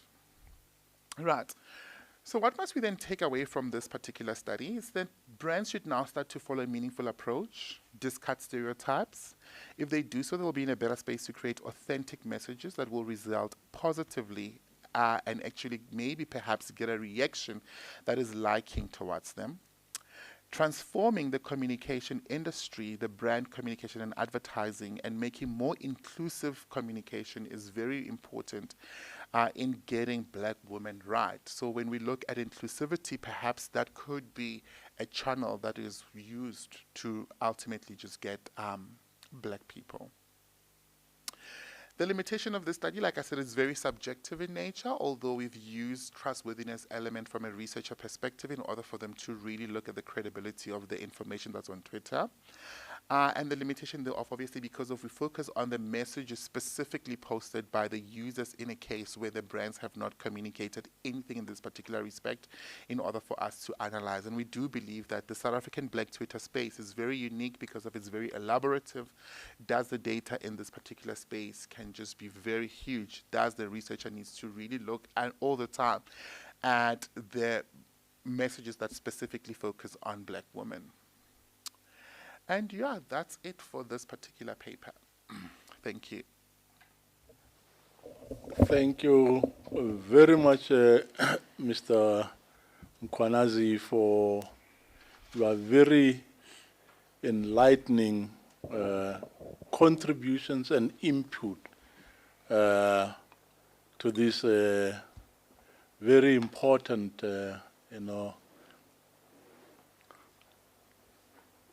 inquiry. And I must say, really, I personally find your submission to be very scholastic and very, very fruitful. So, and then I just want to find out whether you'll be able to submit a written copy of your submission to the Commission. Yeah, I should be able to do that perhaps after 3 to 6 months once the paper is actually accepted with an accredited journal, because of now it was just an oral defense that happened in July sometime. So it was accepted, but now it's still going under blind review. So immediately once it's accepted, I can actually share that. So you won't be able to share with us that which you have, exactly that which you have told us today. I'll just have to double check with the ICGSS. Okay, no, because of this protocol in terms, and also because of the some corrections that could be made or suggested based on the blind reviewers in terms of the direction of the paper. And immediately when that is done, I'll be more than willing to share with you. Okay, no, thank you. Thank you. No, in fact, I needed that just for the sake of our scribe, so that it'd be easier for them to capture what you have said. Yeah. So in any case, okay, what will happen now is I'm going to give our evidence leaders a chance to put questions of clarifications to you. Sure. Evidence leaders, please. Thank you, Chair. Good afternoon, Mr. Nkomazi. My name is Harriet Buga. I'm Acting Senior Legal Officer at the Human Rights Commission, Gauteng Province. I'm going to ask you about 4 questions, but I want to take you back to your student years, go back a little journey out there. So you do have a unique perspective in that you yourself were a student and you studied in various institutions and universities, studying communications, media, and brand management. And now you're lecturing on the topic in Venga and, of course, UNISA. Can you give us some insight into how you were taught and educated in the aspect of advertising, in respect of advertising? From the undergrad? All right. So my undergrad was at the University of South Africa. So it was a open distance learning, meaning I register, I get tutorial letters, which is sort of breaks down to me what my assessments are for the semester or for the year, depending on if it's a year module or it's a semester module. Which prescribed readings should I actually focus on, when my assessments date and what my assessments are, right? There were no contact lessons, so we relied a lot on what we called open resources and the lecturer slides, which were actually posted on what we call our student system called My UNISA. And in a semester, we would have 2 block classes for that particular module, and then you would then attend, and perhaps if you've got specific questions which are not clear, because of the tutorial letters are designed in a way that is just so clear for the students to actually follow in their nature, so because of it's a self-study approach and the links in which one would then have to follow. So that was the process for my undergrad and my honors, because my undergrad was in communications. So my undergrad focuses on communication, business management, marketing. There's obviously advertising as part of integrated marketing, communication, and media studies. So for my honors, I specialize specifically on integrated organizational communication, where the focus is on advertising, public relations, and advertising, public relations, and marketing, I think. So that was my specialty for my honors. So then, upon completing my honors, I went to the University of Pretoria. That's where I then now introduced the concept of really unpacking the PR space in much more context, because of it was a strategic communication management discipline, which now does not focus rather on a communication as a humanistic perspective, or as a but they follow communication as a management philosophy, where they believe that communicators actually need to sit at with the board of directors from an executive level. So again, there at the master's level, it's block classes because of it's purely research. So my study was my master's research was actually a coursework. So I had block classes and I had modules, and I would attend 3 days or 5 days at a given period, in order for me to have a contact with my supervisors, study leaders, and lecturers.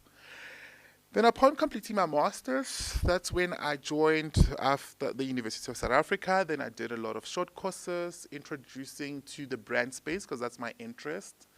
I did one with the University of Cape Town, where I did brand management, then a couple of other courses with international bodies in order for me to fully understand the advertising space. And I got an opportunity for me to then join the Vega School in a capacity of a independent contractor, where I then sort of cemented my knowledge of brands and what brands actually need to be doing, because the conceptualization and the teaching there, so most of my brand teaching was not through the course that I've enrolled, but it's through me actually understanding the discipline and teaching to students, where we then see brand as a philosophy and a societal needs. And through that, I was then able to deviate from traditional communication discipline with a more focus on brand leadership. And that's where I'm currently studying my PhD at Vega School.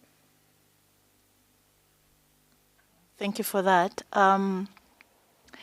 So in the journey of your learning and going through the different universities, during that journey, was there a ratio, gender, or disability representation in the academic makeup of the teachers when you were a student? Disability, don't quite remember. Because of, like I said, at an open distance learning perspective, you hardly see the people who are actually responsible for the content that you learn. But in terms of, as a student, there was obviously a lot of whiteness because of, the makeup of what a professor looked like is an old man, mostly white in that particular context, and then followed by majority of, obviously, the context of white women. And then there are the others. The others now then, looks at minority in the context of the academia, which is like now where you're black and you're black males and black females. That was when I was a student. I should categorically change that since now at the university space, especially at the University of South Africa, there is quite a lot of transformation. We see a lot of black women, especially I can speak only in my department because that's where I'm based. We see a lot of young black scholarly work coming to the fore, especially in the Department of Media Studies, because we've got two sections, Media Studies, and we've got Organizational Communication. In Organizational Communication, where the advertising is still dominated by, actually in this context, white females, and then now there's just a growth in terms of so it's white females, and then obviously would then have white males, and then there would be like a representation of black young males and females in equality in that particular space. The picture will then look quite differently in other universities that I've actually worked in, perhaps, for example, the Midrand Graduate Institute, which is now called, what is it called now? Pearson or Eduvos. So there was Pearson Institute, now Eduvos, which again, the makeup, there isn't much black knowledge. It's very Western. And obviously the people that are actually presenting the courses are still white. The very same thing could be, well, Vega has 4 campuses. I'm based in the Pretoria campus, where I could categorically state that majority of the academics at Vega School is actually white people, and a very small number of black scholars in terms of the academy. But the Johannesburg campus looks completely different. So it's a balance of 50-50 in terms of the racial dynamic. But I should say that the advertising and the communication space in general is dominated by a lot of females generally. I could stand to be corrected, I could say, yeah.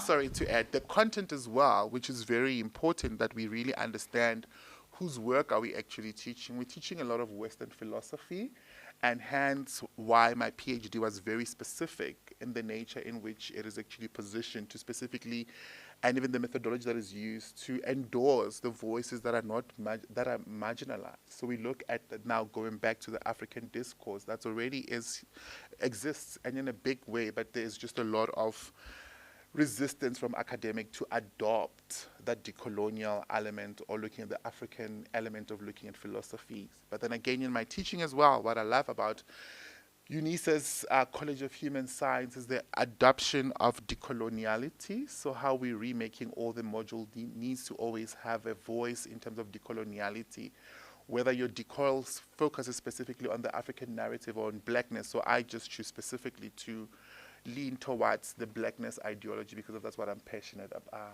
on.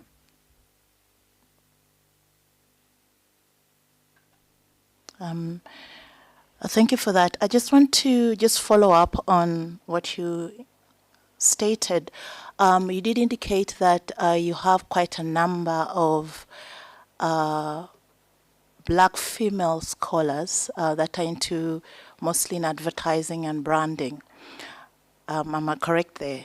In media studies. In media studies, yes. Yeah. I just want, so what in your presentation you did indicate that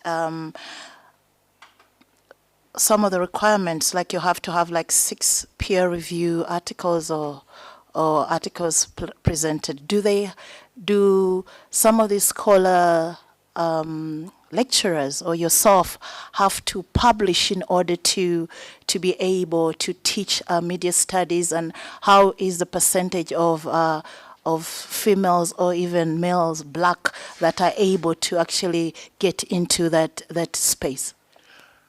The publication, I'm not sure what you're specifically referring to, but I mean, if you're asking about the criteria of getting into all right, the criteria is actually quite simple. I think for a lecturer, you need a master's qualification, at least 2 years training in that particular field. I think in this case, in the context of communication, you will then need 2 years communication experience in industry or particularly in industry or in academia. And then you will need also a bit of academic training. So, for example, when I got in, because I was a tutor, so I had an academic experience, so to say, in terms of the training, and I was also a marker before I was a lecturer. So that paved the way for me to become, to get into that particular industry. And I had also worked a bit in the communication space at various organizations. So that was the entrance. But a number of black females who are qualified in that particular space, I think there's quite a number of them, but it's very important for one to really look at, in the advertising space, when you allow these women to enter this particular space, what position are you giving them? And at what, how much freedom of speech do you actually give them for them to express themselves, And I would then say that there is quite a transition in terms of seeing black females academic actually thriving. But obviously there's still a lot of gatekeeping in the industry from an academic perspective as well, where we still see a lot of gatekeeping. Because if you look, for example, try to see how many full professors in the country, in the field, who are black and South African, you can just number quite a few of them. But if you really look at how many black female scholars who actually meet the requirement of them being promoted perhaps to that particular advertising level, how many are getting through, because there's still so much gatekeeping in the industry as well, that one will then have to thoroughly think about. But that's one dimension. You also have to really understand who trained their academics, in the sense where I look at myself as an academic and say, who trained me? I'm from a Western philosophy. I went to the University of Pretoria, and you know the structure of the University of Pretoria and how white dominated it is, and how it was actually used to perpetuate a specific agenda. I could have easily perhaps just followed that transition of following the normal route of study and the normal route of understanding communication in this particular discipline. But the surrounding and the talks that actually happens in an academic setting open your mind to certain things. The kind of academic journals that you read opens specific ways of thinking and a way of knowing. Right, because when you look at for example, my study, when I had to pitch it as a way of thinking, it took a lot of convincing. Not that it cannot be done, but it's because it has never been done. Management studies do not look at a particular framework that I want to focus on. But there's a lot of work that is actually done in blackness and in media studies. We can name quite a number of them. But the evidence in such theses, do universities actually promote them as a knowledge in most cases? Absolutely not. In the space of corporate industry as well, who do we then look into for inspiration? It's always from a Euro-American perspective. We always forget to zone in.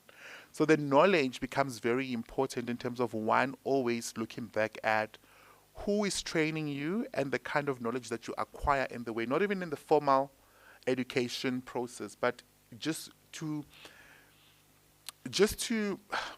develop yourself as an individual. So that learning process, not the formal one for the degree, but the informal one in the process of self-development becomes extremely important as well. Thank you for that. I think also the mere fact that if we get more of the black scholars or lecturers within the space that are able to teach and have a lived experience, that would also enable to get more students out there 100%. to be able to learn more about branding, marketing, and media advertisement. Just another question is, as an educator, what is your position on regulation of advertising and communication as a form of expression? That will be the first one. Yeah. So I think the regulation itself, I think the ASA has great regulation in terms of advertising standards that is put through in terms of what we need to follow as academics and as the practitioners of understanding communication, how to form communication. And obviously from an academic principles, we always try to revisit that, foster that as a way of students always focusing on that. That's a formal knowledge where one will always will talk about the regulatory body in order for them to get a qualification, and they will pass with distinctions in order for them to do so. However, there's different ways of learning, right? And people learn a lot based on what's readily available for them and easily so. So scholars learn a lot from the fingertips. So which we then have to now go back and say, ever since the Dove incidents, for example, when you check the university curriculum, because of there weren't much punitive measures that were actually, perhaps asked them to be corrected, against the advertisers, the brands themselves, and so we don't actually see the information, or perhaps maybe we're not going far enough to look for it. But if we then say that there aren't really much punitive measures, students also learn from that. I can sort of go against what the regulatory told me, and then I can actually do what I think, and I will not be punished, and that's okay. Right? So then when it comes to regulation, we always need to go back and say, if it looks good on paper, does it translate again to the operation? Because it's very important that we translate it again to the operationalization thereof in the space of advertising and all of that, because it's highly important. One of the things which is a good exercise and a good way of learning is how you take all of these different scenes that actually take place, where students, like, for example, it's going crazy on Twitter. Do you take that and translate it in your classroom, in your assessments? Because that's a beautiful way of learning. Remember, this is where students engage for hours and say, I need to excel in this assessment because if I'm going to get marks. So for them, it's a reward, the benefit element. But if you neglect such kind of context in your teaching and your learning, there isn't much teaching that one is actually doing. Right, so the teaching process as an academic becomes very important in terms of the selection of the kind of work in which you choose to teach. Are you intentional about the kind of work that you're putting out there for the students to actually learn? And it's very important that, for me at least, as a blackness scholar, that I always, in my teaching, always infuse that. Because of, again, that's my subjectivity and that's my passion. So everybody, each and every academic, teaches in a way that sort of there's a great way of expressing themselves. So in my expression, I love such such ads or campaigns that really speaks to blackness, or that speaks to queer, because of, as a queer identifying male, black male in South Africa, that's my passion area, and therefore I'm going to translate that in my teaching. So that becomes very important. Thank you for that. I think that the students do learn from problem-based kind of examples and relating also to the different Twitter or Instagram examples that really help engaging in the creativity of a particular student or learner. I think you did answer my question, because I wanted to ask about your opinion on the various regulatory bodies that exist. Are they necessary? Are they effective? Just to elaborate on that, I think you touched on it a little bit. No, I think they're very necessary. The effectiveness thereof is supposed to be, it's questionable. because in order for something to be effective, we then have to see action.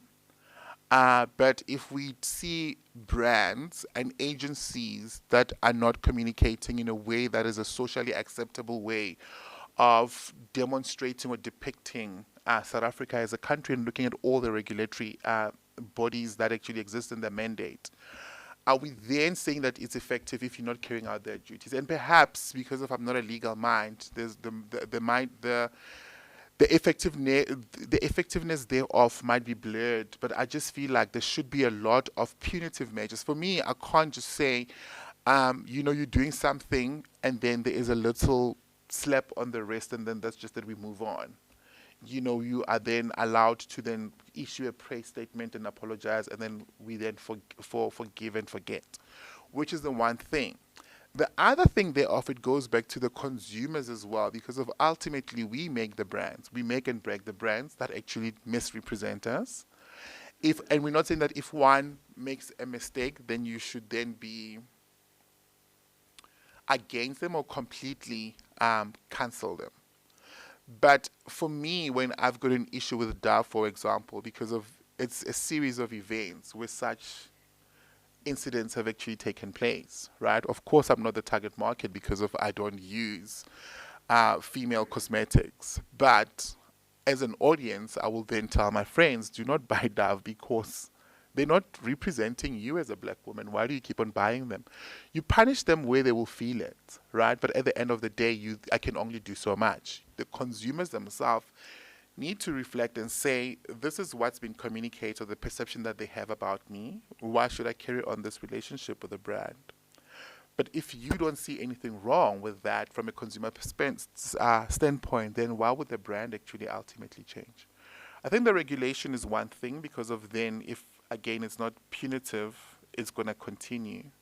But again, let's zone in the client's education to say, are we educating enough to the clients about responsible buying and the representation thereof in the media? Because remember, the idea is the media shapes perceptions, and we form perceptions on what we see all the time. So if the regulatory body will then on a regular says, this is what has done wrong, and this is what our findings are, and this is how we're going to punish them, then it will be more effective, because of then we know what the end result was for that bad move that X or Y did as a result. So effective, I'm not quite sure, but necessary, absolutely.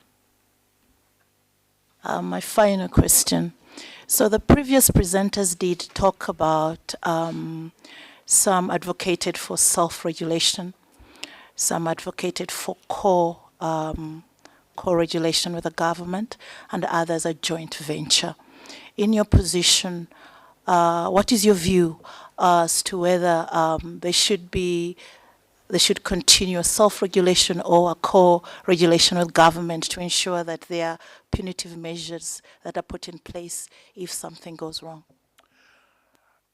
Perhaps a core with the government is a good way of looking at it, but in this core, how much of the public opinions will then be included in this particular regulations? Because if we as the public wants to have a say, we as a specialists in the field, we also want to have a say in order for us to then say, this is the angle which we then see the issues to be. This is how we can move on in order for us to really look at measures in place that could really, at least at a point, try to lessen the impact of negative representation. All right, because of a negative representation, guys, it's just not only about a once-off image. For children, it gets in, for example, for young people that are growing, it's a thing that they always socially have on their mind. So that's a perception of not being equal, which is very important in the communication sphere, because of that then sort of shows or raises a child in them to have a certain belief system. So that's, if it's a joint venture with the government, that's where we're going to include more punitive measures. And in the punitive measures, we need to also include a societal sphere on it, where we then say, let's have a submission from your end as well as society, as academics, as specialists. What are your views in order for us to make this better? So I think whatever the decision, we should always look at the public, the general public, and say, how can we then include the public in this particular forum for them to also have a say in terms of how the regulatory bodies needs to behave or conduct themselves in that particular space. Thank you, Chair. I'm done with the questions. Thank you. Thank you, Harriet. The next evidence leader. Yes, hi, good afternoon, Chair. My name is Samantha Ngambegi from the Gauteng Provincial Office of the SAHRC. I just have a few questions. You've made mention a few times about Twitter and specifically Black Twitter, if we use that. Why use Black Twitter as your mechanism of getting information as opposed to maybe complaints that have formally gone to the Advertising Regulatory Board and all the other structures that are available? Why? What's the distinction between the two? All right. So the formal aspect is because it's not readily available all the time, and the general public does not actually know about that, right? Majority of the general public, unless you are in that space. So where else, Black Twitter is a space where everybody else just wants to vent. So it's just an easy and on the fingertips for them in terms of then expressing their feelings and their experiences. So because of that's an easier access of them really venting, and also because of the number of people that have actually access to Black Twitter. Because of, and also the make of Black Twitter itself, because of that's a place where you really vent, where we then think that brands could be built and brands could actually be broken. But in most cases, we see brands being built, but not necessarily being broken, because of what will always be communicated on the Black Twitter space, and you're just thinking, okay, perhaps it's the end of clicks. It just becomes the total opposite when you look at the the brand's performance after a year, because if you're like thinking, okay, it means that the very people that were venting on this space, they didn't actually do much in terms of taking actions with their money. So that's another way. But I think more than anything else, Black Twitter is a safe space for expression, right? Because of there aren't really much gatekeepers in that particular space, unlike where in the written submissions the radical one might not be made public, because of it really focuses on specific things that would really touch somebody in a, or ruffle some feathers, so to say. So I think for me, I think the experiences, the expression on that particular phase in most cases, they are the most legit, and in the way the people actually express themselves in that space makes a lot of value and gains a lot of value in terms of academic discourse. I mean, there's a lot of, and also there's a lot of academic literature that's actually that actually exists currently on that particular space, and that's for me was very, intentional and it was very easy for me to model the framework that other scholars have actually done on the Black Twitter space for my analysis, because of the near a lens in which I could just sort of remodel what they've done. You've just answered my question, as I was going to say, is there such a thing as bad advertising? I mean, if we use this as a platform to try, as a way of sanctioning brands who have done wrong, we might actually end up in the situation that you've just said now, where we actually give them the profits, we give them the platform, and we give them the advertising, even on the more formal platforms that you've said, because now it's going to cross over into the formal media, the news, etc., etc. And in the end, that's what was going to be my question. It's like, do we then not give them, do we not, there will be no sanctions in the end, because they'll end up being profiting. Yeah. So no, there is bad advertisements, and we need to continue calling them out. Because if I just realize that, especially in a blackness space from a South African context, if you really want anything else to happen, you need to voice yourself. From the roads must fall, all of that, from now students studying for free, all of that was in a way real today, because of people were continuously fighting to be heard, right? So brands, when they do something wrong, their responsibility as citizens is we need to always call them out. We need to shame them in order for them to really start looking back at themselves, in order for them to put measures, right, red tapes within their structures internally for them to change that. The problem becomes at a store level when you are faced with a choice of then, and because of maybe sometimes it's not just a social thing, it's an economic thing, where you then have to be faced, you need a particular product, but you are faced with the challenge of then saying, do I really follow my social beliefs that this brand is bad for me, but it's cheaper, so therefore, so it's just a matter of really understanding that in most cases, there's a lack of economic decisions that one have to make, that really makes them to then go back to these brands. But absolutely, there is bad advertisements, and we really need to call them out. However, we must also conscientize the consumers to always think thoroughly when they think of these things, because it's just not a matter of, okay, I'm buying this because of it's cheap, but also think of what the brand actually represents. And what I love about the branding space, brand as a societal element, is that it teaches you that a brand is not just a formal and the last final product.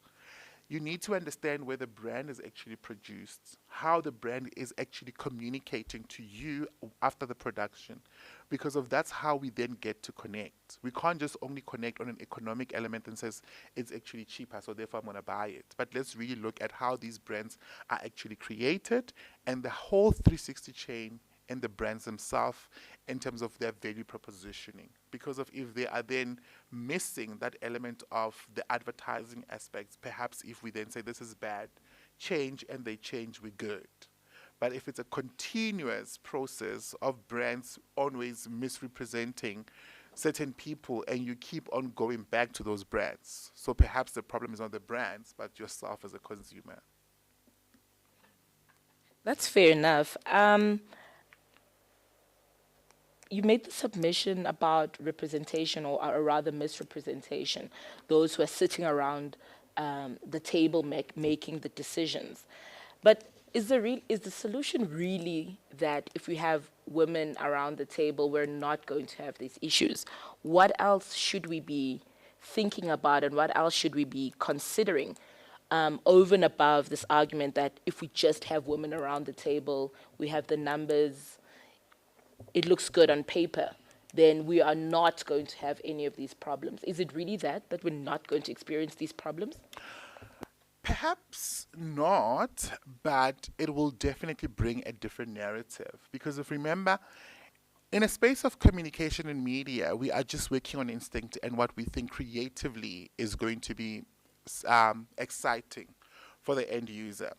So if you are sitting as a female and as a black female and you are discussing a product that you then supposed to be selling to another female, you know the misrepresentation element of it in terms of if I'm going to tweak it a bit in order for it to make it glamorous like this, it's going to sell.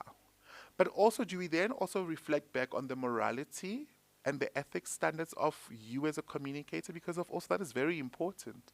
And as a specialist, you have an ethical mandate to always deliver and represent what is, to the greater extent, as real as possible to the public.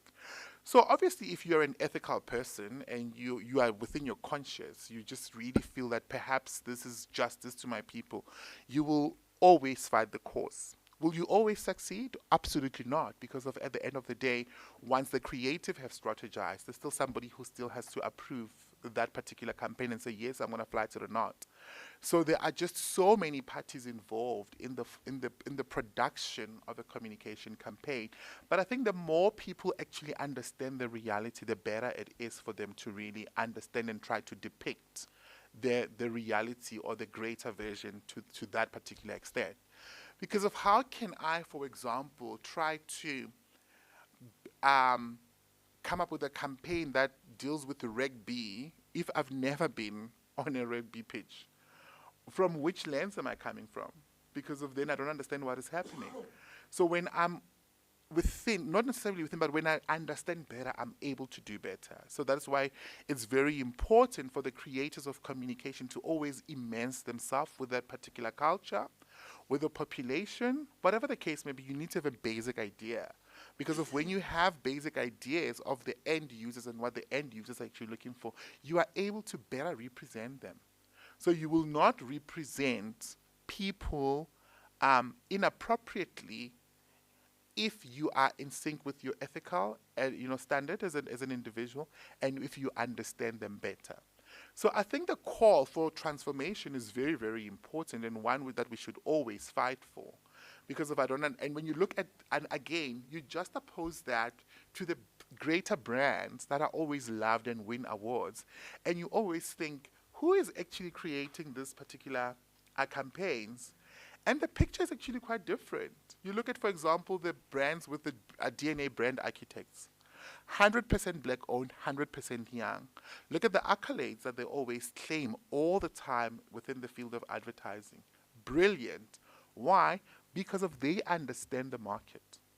So it's not a matter of black or white or male or female. It's a matter of you understanding that particular target market. In a context where it's 100% females or even males, but you want to communicate a hair product for dreadlocks. And we're not saying that there's something wrong if your board of directors or your strategies are only based on whites, whatever. There's something wrong, especially in South Africa. However, moving away from that, how much work did you do on the ground to thoroughly understand somebody with dreadlocks, what their needs are, because of then you're communicating to them. You cannot communicate to me about a product or a service that I must buy if you don't understand my needs. So understanding the target market then becomes extremely important in the context of advertising today.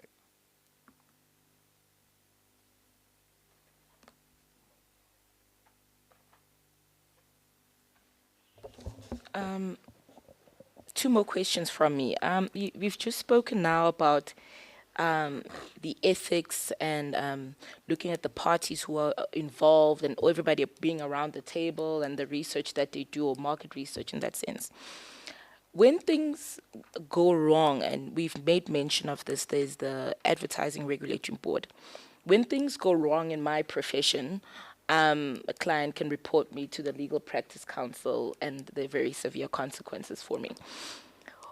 If we understand the power that the advertising sector as a whole has in our society, should persons such as yourself in the academic space, or those who sit around the board making decisions, should their participation in the Advertising Regulatory Board not be should be mandatory, looking at the consequences that it has for our society when things go wrong? Why voluntary, and why should it be mandatory? I think it should be mandatory, because if we make it a must that they participate, they understand the sanctions that comes, the consequences thereof. Because of everything else that we do, we always know the consequences. Sometimes there's a manual, right? So in most cases, remember that people are governed differently, and people, we're not saying that they're all trained in the very same school of thoughts. We've got people in the advertising space that have studied engineering, but they're quite creative. So they've never been introduced to the advertising standards of South Africa or the ARB for that matter. So for them, it's something new. But if we make it mandatory for them to sort of familiarize themselves with the regulatory bodies, they're in a better position to communicate better and to do better, because they will then understand the policies. If it's voluntary, then it's just a matter of, okay, you've done 1, 2, 3, 4, 5, but I didn't know. And you cannot fault somebody if you can't prove that they were, that they were not skilled or actually inducted in that particular dimension. So in this case, if it's mandatory, then we can actually prove and say, on a day such as 1, 2, 3, 4, 5, we take you through all of this, but besides all of that, you were still unable to deliver. So therefore, we're going to sanction you. So I think it must definitely be mandatory. We can't just have people working on a particular, engineers have that, teachers have that. So why can't people in advertising also be mandated to actually undergo such processes? They definitely have to. And you just made follow-up question. Do you have any idea or something or input on the types of sanctions that either the ARB or anybody, the regulating bodies now, that's what I mean, the types of sanctions that they should be imposing? And I never really thought that far. But I think one of the greatest way that we could actually use in South Africa is, for example, maybe ban them from the media, at least traditional media, because if we still see that there's a lot of profits in that particular space, and that's the reason why.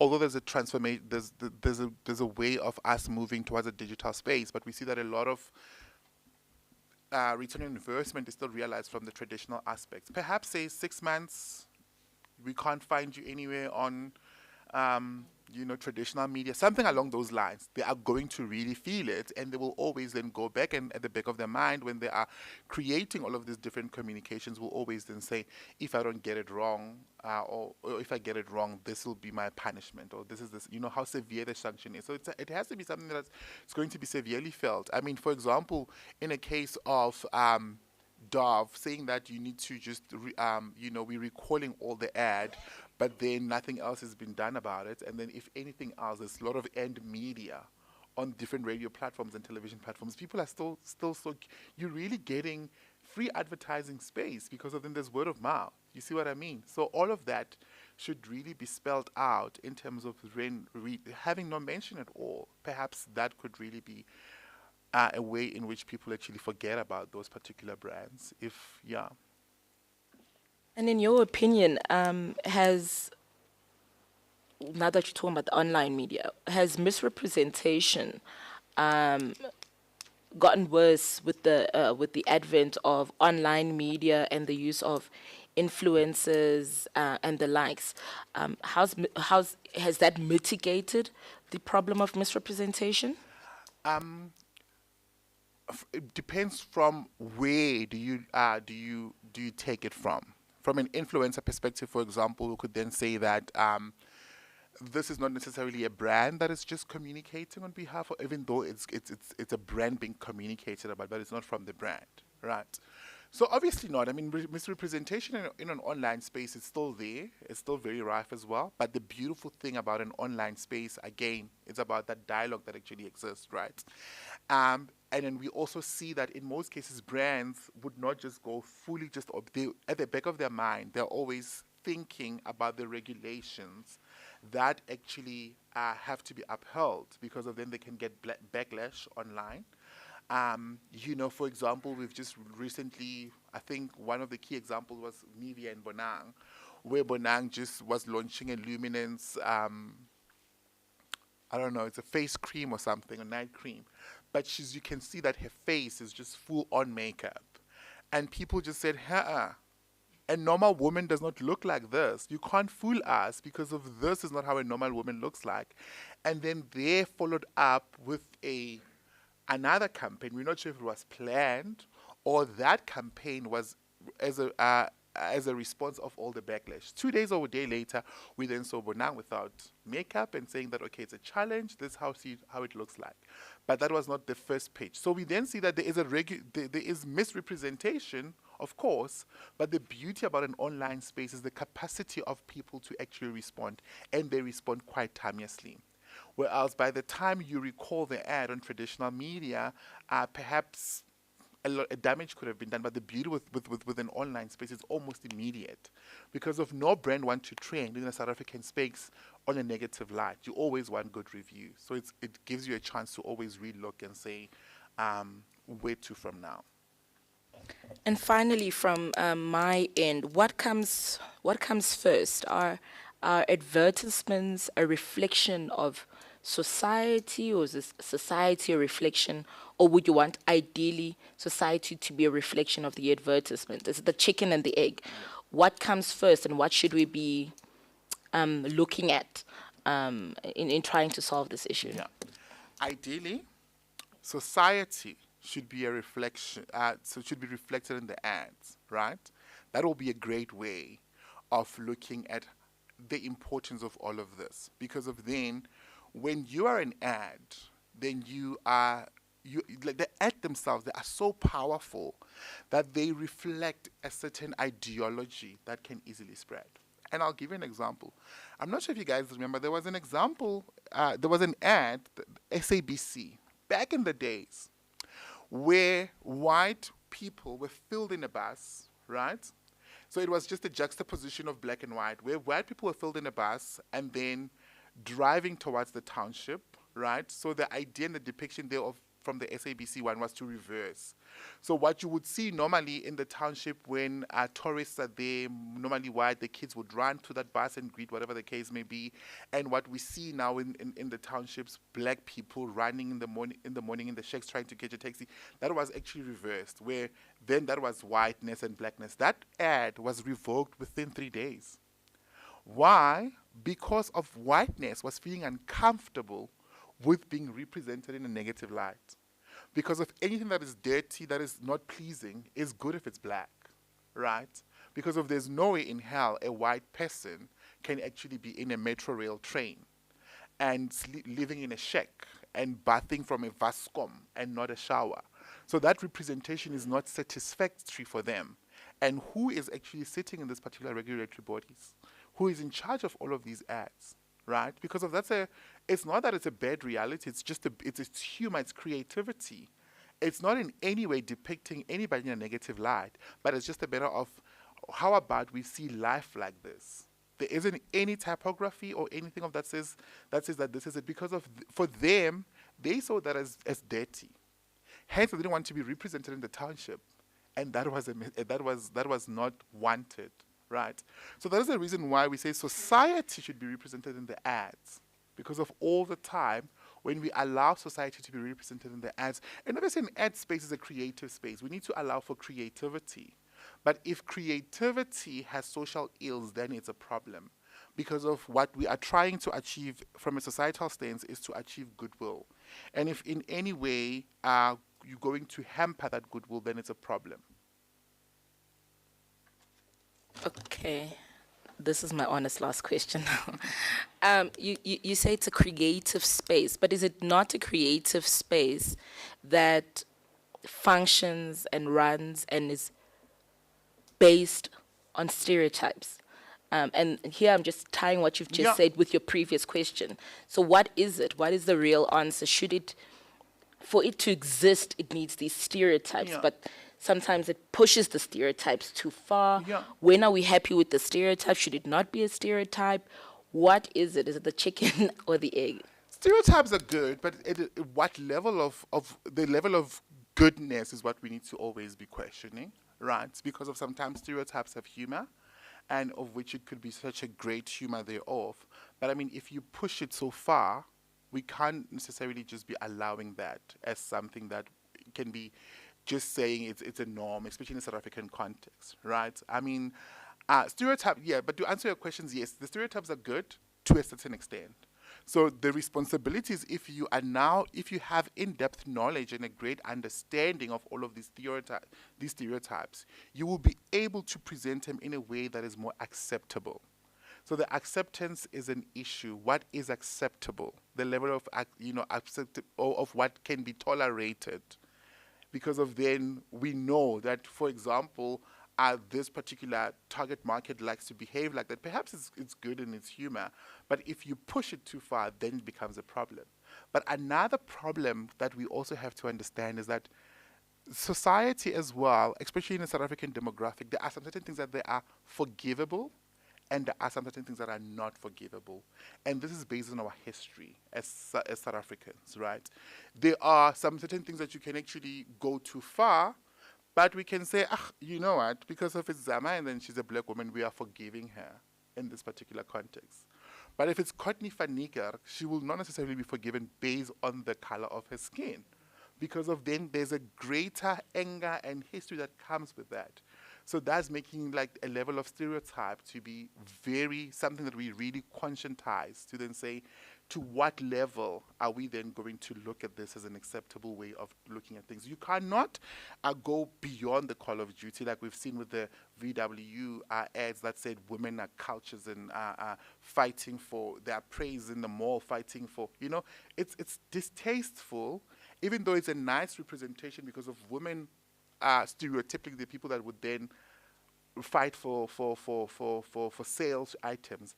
But when you and your communication message is saying like they are praying for, you are creating a creature that is very hostile in a society where women are already marginalized, right? And they are going through the most gender-based violence and employment. So that's what I'm saying, like the level of acceptability should also be be, you know, something that we think about, and the humor aspects, even when we bring in the humor, we need to keep in context of where we are in South Africa.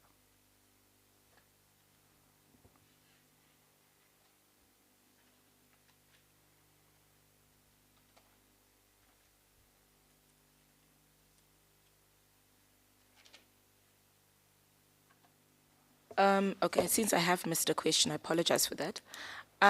In your paper at the International Conference on Gender Studies and Sexuality,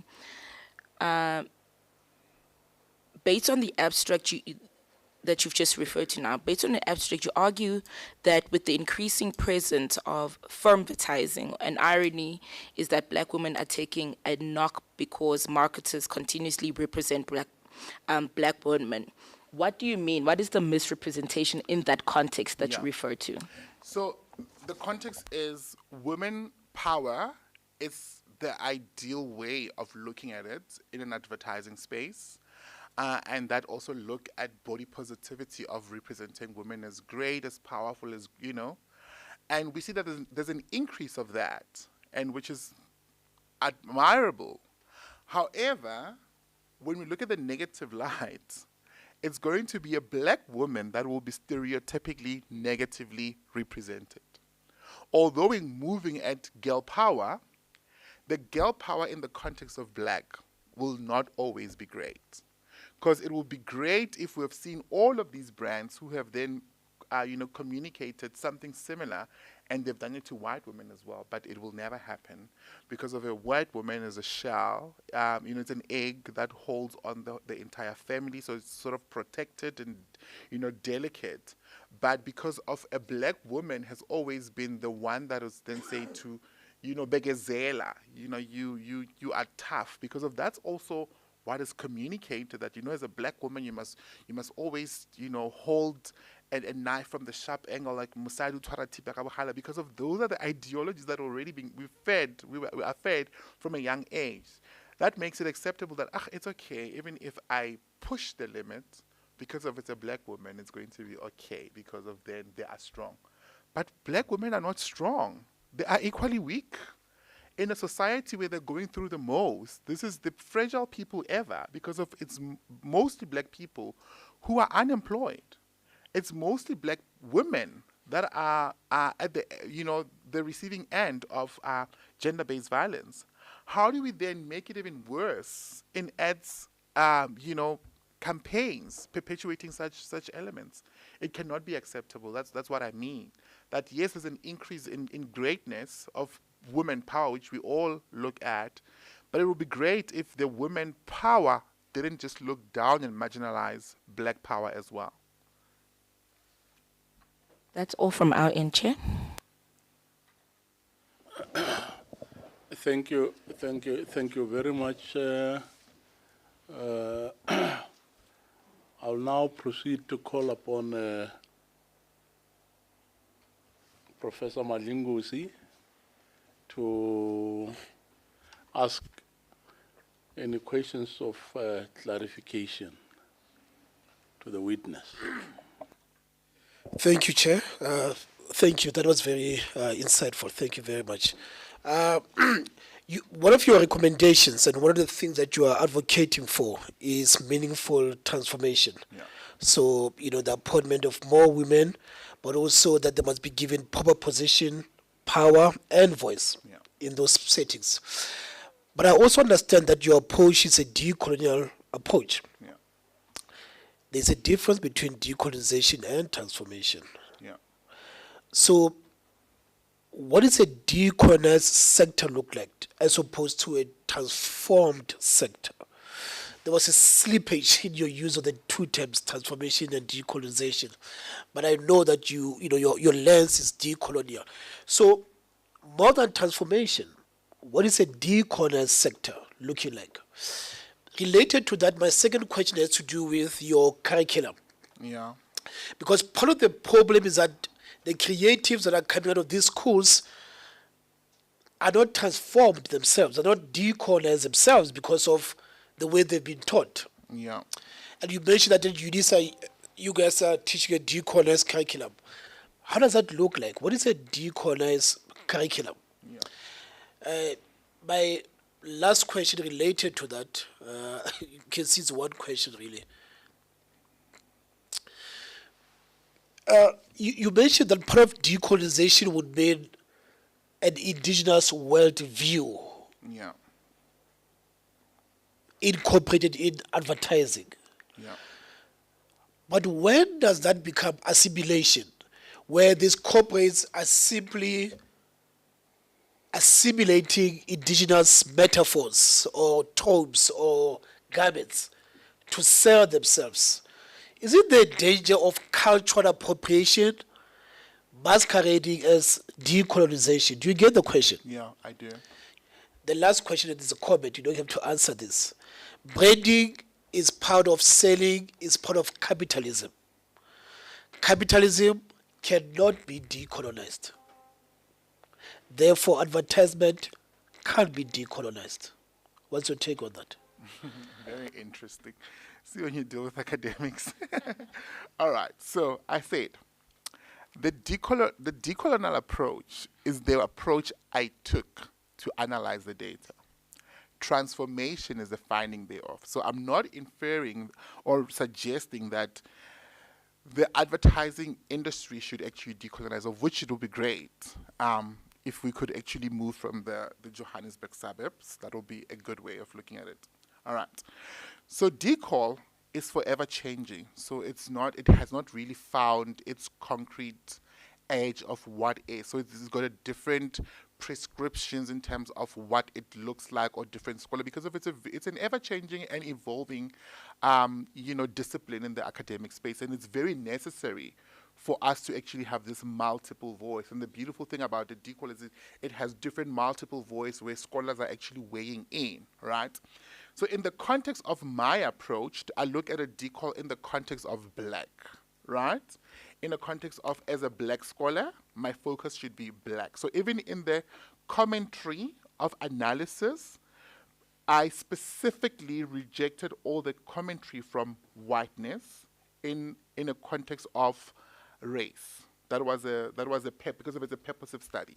I'm trying to look at, yes, it can be a white woman that is pro-black, but I'm not interested in that because of it's not the purpose of the study. It's specifically focusing on the perception of black. So in an idealistic world, when we are decolonizing, thoroughly decolonizing, we then have to look at putting Africa first. There is just so much ideological stances that Africans are actually putting forward as a way of really understanding and unmasking Africa.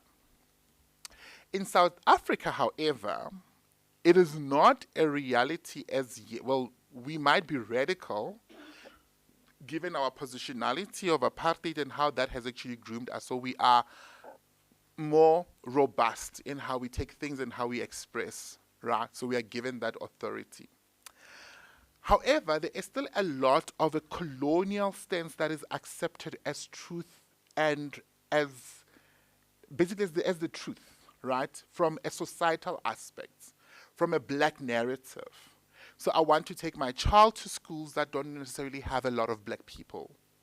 And it's a narrative, perhaps because of whiteness, even in the black community, is associated with the righteous.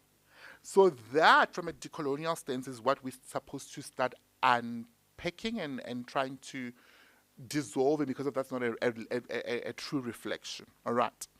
But why transformation? We believe that if you know better, you do better. So part of the findings that these ads are not doing better because of they do not know better. Your lived experience as a black man starts from when you were born until whatever age. So therefore, you've got a wealth of knowledge on how to navigate around that, as opposed to somebody else who's not that and wants to then go to a setting to understand a black customer in just a week in order for them to, actually a week is too much. Because if a client comes on a Monday, you need to flight all of this campaign by Thursday. So your research time is very limited. So you don't really have much time to really get real insights. But if my experience as black are those that are from when I was born to now, I've got a wealth of knowledge. So it's so easy for me to flight in my experience, or yes, anecdotal, but very important. And the beautiful thing about working in a group setting is people are always going to be there to then say, but perhaps you are too personal, cautiontize you in that particular stance. So transformation is very important, and transformation in terms of also who trained you, and I love that very much, because we are the product of the people that trained us. Because of my institution wanted me to write in this particular discipline, I want people to do it in this particular discipline. So what DCOL allows, it allows multiple views, that your view is not always the correct one. So that's why DCOL.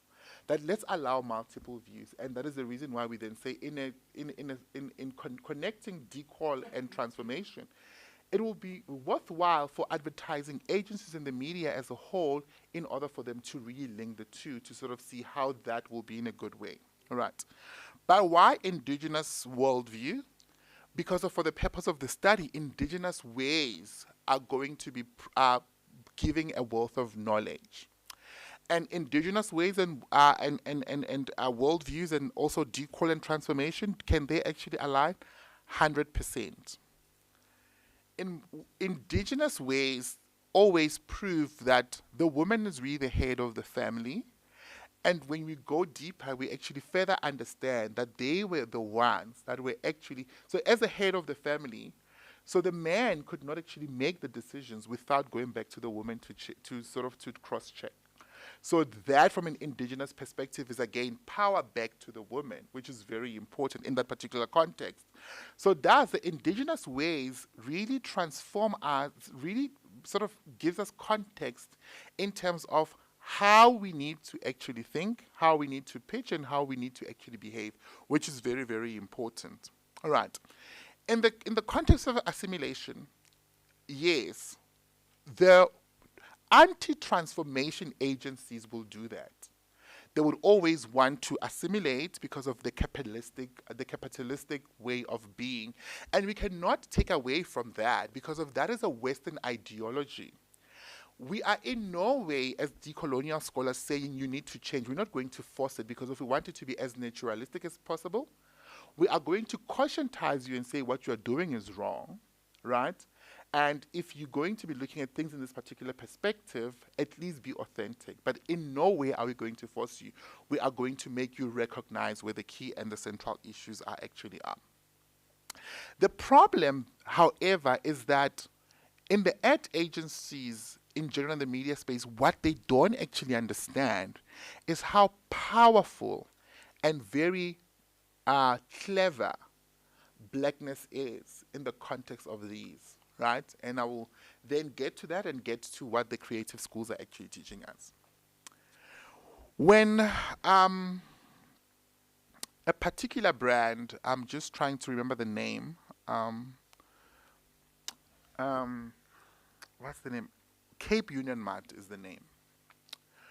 Cape Union Mart, in the formation on the DNA of the brand, has always been catering to whiteness and the social norms that are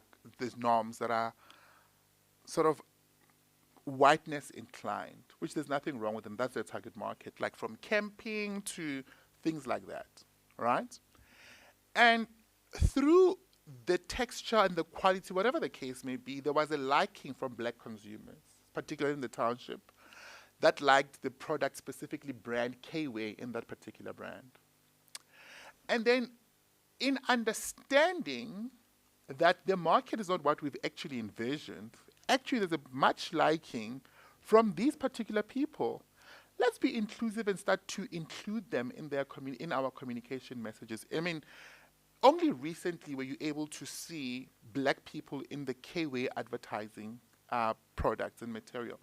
And that's a good observation because they were able to observe that actually perhaps the market that we thought we have is not that market. It's quite vast. So let's try to be inclusive. Is inclusive now looking at them being purposive? Perhaps not. Because of what you do as a brand, we look at the frame of who do you support, at what level do you support, and all of those particular elements. So we are not trying, that's obviously it's blackwashing. You're just putting a white black person in your advertisement campaign in order for you to look like you're transforming, of which it could be arguable if you really studied that perhaps it's not, transfer, but at least it's a good, it's an A for them for recognizing that the target market is actually changing and is different, which is actually quite good. Right. But what brands are failing to understand is the power of black people when they see blackwashing. Black people just don't want to be put in spaces. They want to be authentically put into spaces. Because of that also speaks to the level of trust that you have, right? I'm not put in a position because of I'm black, but because of I'm a competent black person. And what a black person in the context of transformation always does is they always have to work 10 times harder because of they need to prove themselves that they are worthy of being there. So by all means, blackwashing will always be there, but we are calling for authentic space. But now how does it translate to branding? Branding in the context of how we teach it and how we view it in my school of thought, especially from the Vega way of looking at things. It's not just about a label, but it's about the whole 360 experience which you put there. And in the context of it being a capitalist, we argue that profit should not be the idea that you actually have, but it should be a consequence thereof. But the reality is brands actually exist to make profit. And you'll always get profit, which is okay. But what we're appealing in the brand perspective is that allow that transition to be very smooth. Allow that transition to really not have loopholes. Let's just see how authentic you are and how you are transforming based on your extra activities as a brand.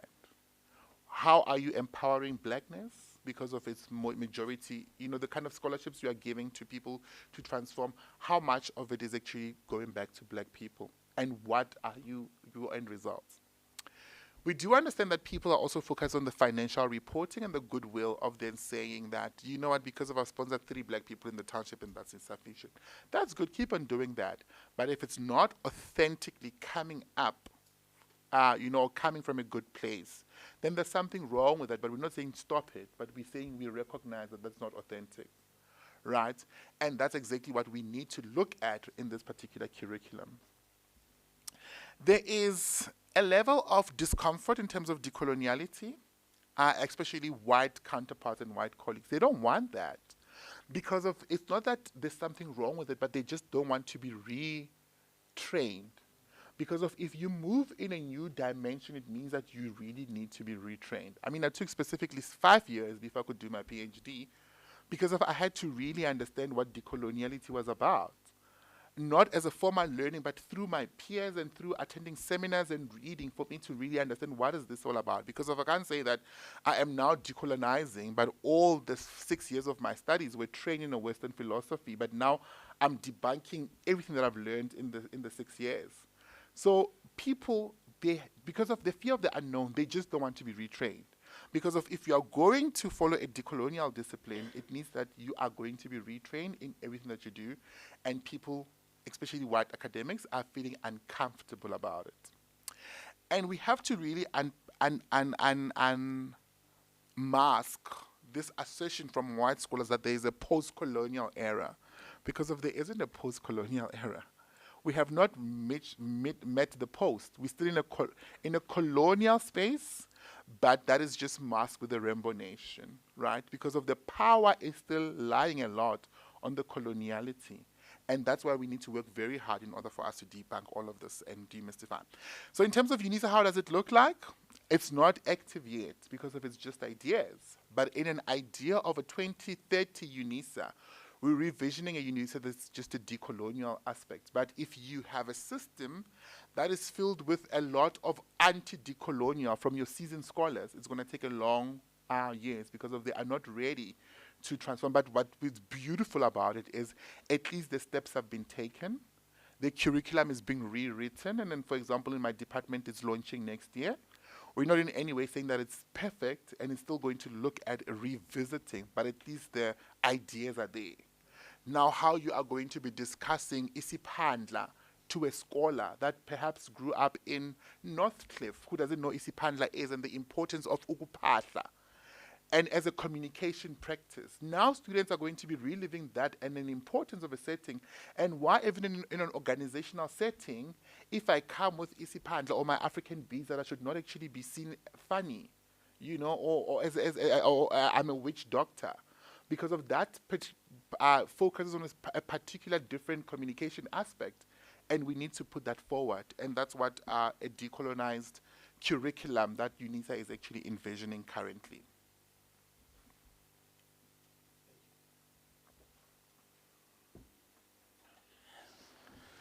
Thank you, Professor Madlingozi. I'll now ask Commissioner Banyoni to put some questions of clarification.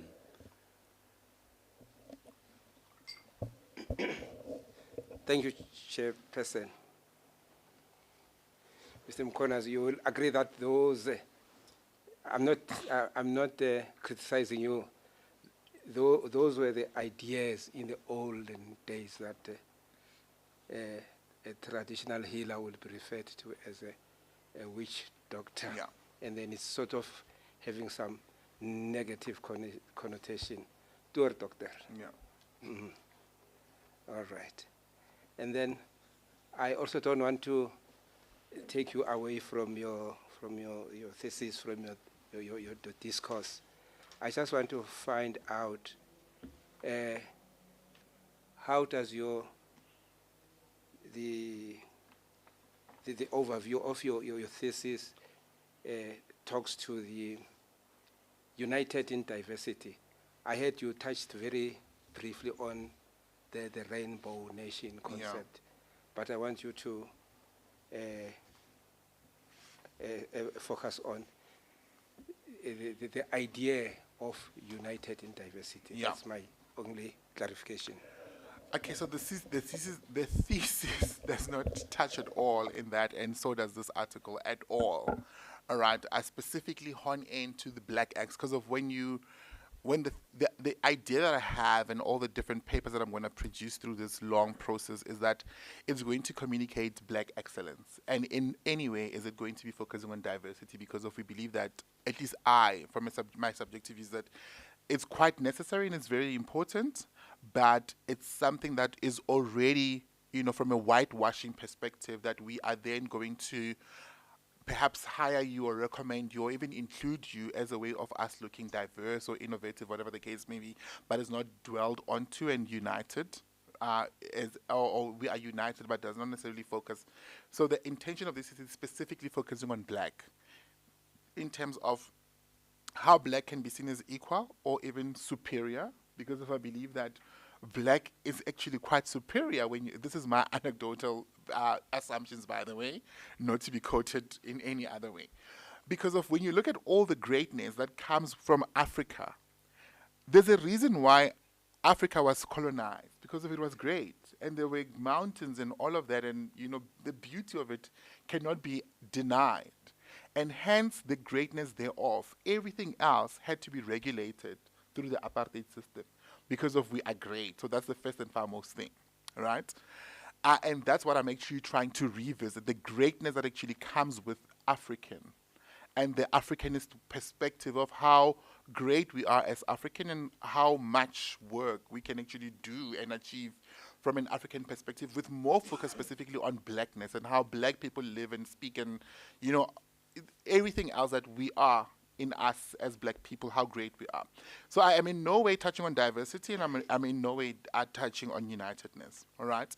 So the idea of this thesis is to really unmask the great excellence, because if I believe that at this current level in the advertising industry, there is no diversity. It's still an 80-20, if not 90-10 perspective, because of the action is not at a functional level. It's in operations. It's always at the top. The decision-making bodies are the ones that are actually responsible for each and everything else in the communication aspect within the communication agencies, and that's where I'm trying to then say, recognize that Black is actually exceptional, and when you recognize it, you'll then be able to model it, and through that, there will be diversity. once you understand how great we are, because of this is just purely pushing great excellence and black excellence. And then once that is pushed, perhaps there could be a bit of diversity in the industry, because of currently there isn't. Right. In conclusion, your thesis is focused not necessarily on South Africa, but it's focused on decolonizing the continent as a whole. I borrow from the continent, but my research focuses specifically on South Africa. So everything, all the different 6 aspects that I'm going to be focusing on, I'm focusing on South Africa. For example, the main thesis, the body of the thesis, focuses on how great South African fashions are, and as a result, how the other industries can actually emulate or take from South African fashion, and how black excellence is. And I focus specifically on Tepo jeans and Batu shoes and Makosa, you know, as part of modeling what great looks like in a South African fashion. So that's the entire body of the thesis. But the different bodies of the thesis will then focus on the film industry, how blackness is actually represented in part of films, and how that is great. This particular article just happened to focus on the representation of women in the advertising. So it's a big thesis with different directions and different ideas, you know, which will then come together as academic articles, hopefully 5 or 6. That's what I'm envisioning. But the model of inquiry always focuses on Africa as a whole. So I will borrow from the model of operations and how a Nigerian study focused and modeled this particular framework. I'm contextualizing it in a South African context. And I'm borrowing again from how a Senegalese scholar focused on the ethical mandate of conducting research. And then I'm going to model that in a South African perspective. Okay, thank you. You might be aware of the maxim, ex Africa aliquid novi. From Africa, always Yeah. always something new. Yeah. And then, but lastly, there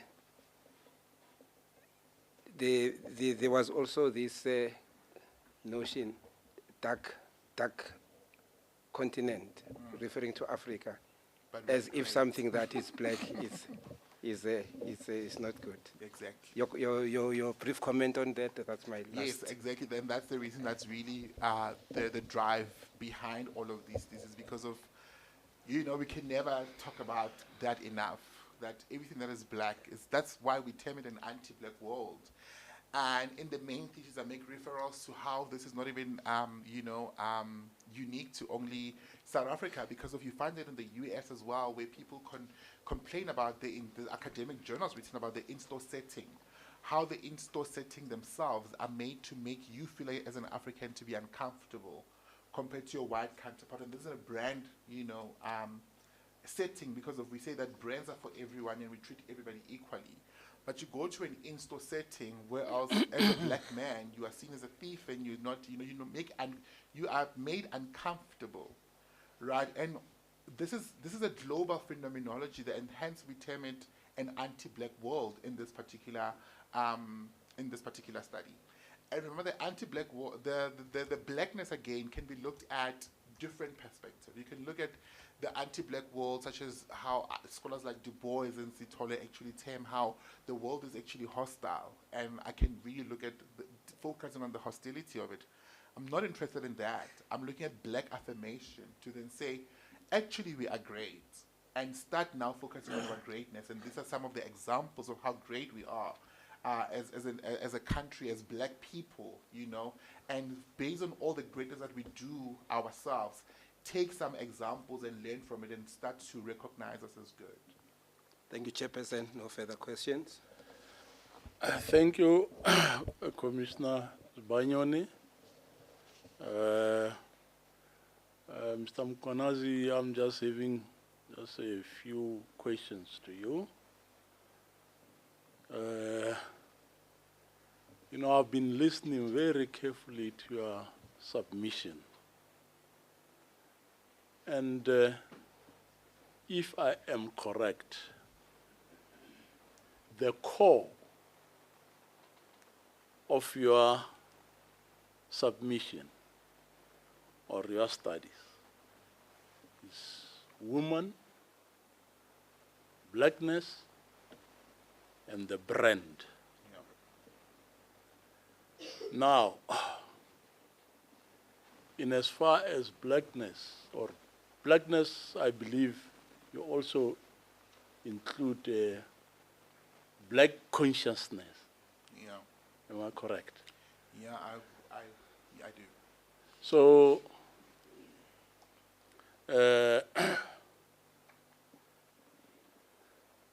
in black consciousness, I believe the core of it is always Ubuntu. Yeah. And in Ubuntu,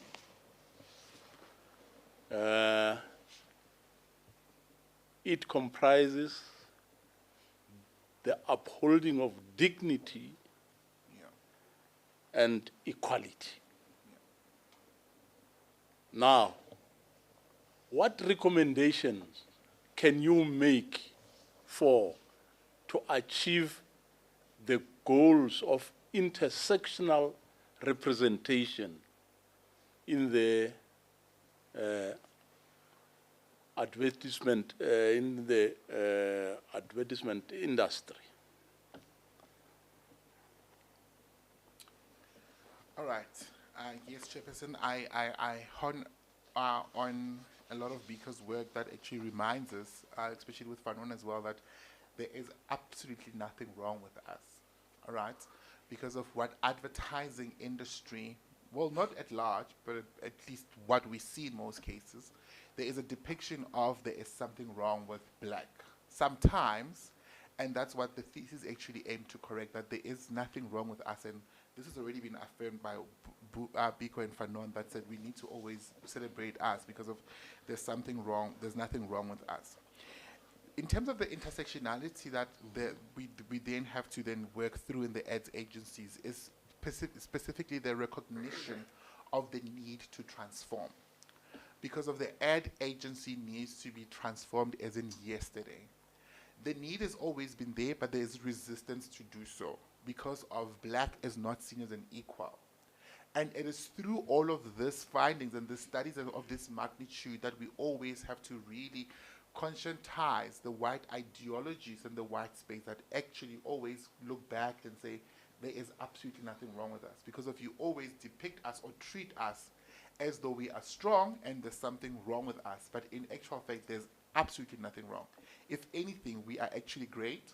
So recognize us and put us in the spaces where we rightfully belong, because of it is our right to be there. Because of we work 10 times harder in order for us to be seen. And it's not only, it's just that this study is just focused specifically on the communication industry. But the sector as a whole in South Africa, some could actually use different arguments, perhaps in engineering and in science, because of the argument always remain the same. There is a great dehumanization of black in the context of corporate South Africa, where the black is just for reporting the equity and the drive in terms of where you are. But we know from the statistics themselves that South Africa, the top management is still white dominated, and it's specifically white men, where we see there's just an inclusion just a bit of black middle managers, which is not really doing much if you are not in the body of decision making. So that's where the intersectionality of Ubuntu is actually going to come through, because of when you start from the premise of love, don't even see me from the fact that my skin is black. See me for my exceptional mandate and everything else that I bring. It is through you seeing that radical love and the importance thereof that you are then going to see me as your equal, and therefore we can sit together as the board of directors, and you can even see my excellence in this particular dimension.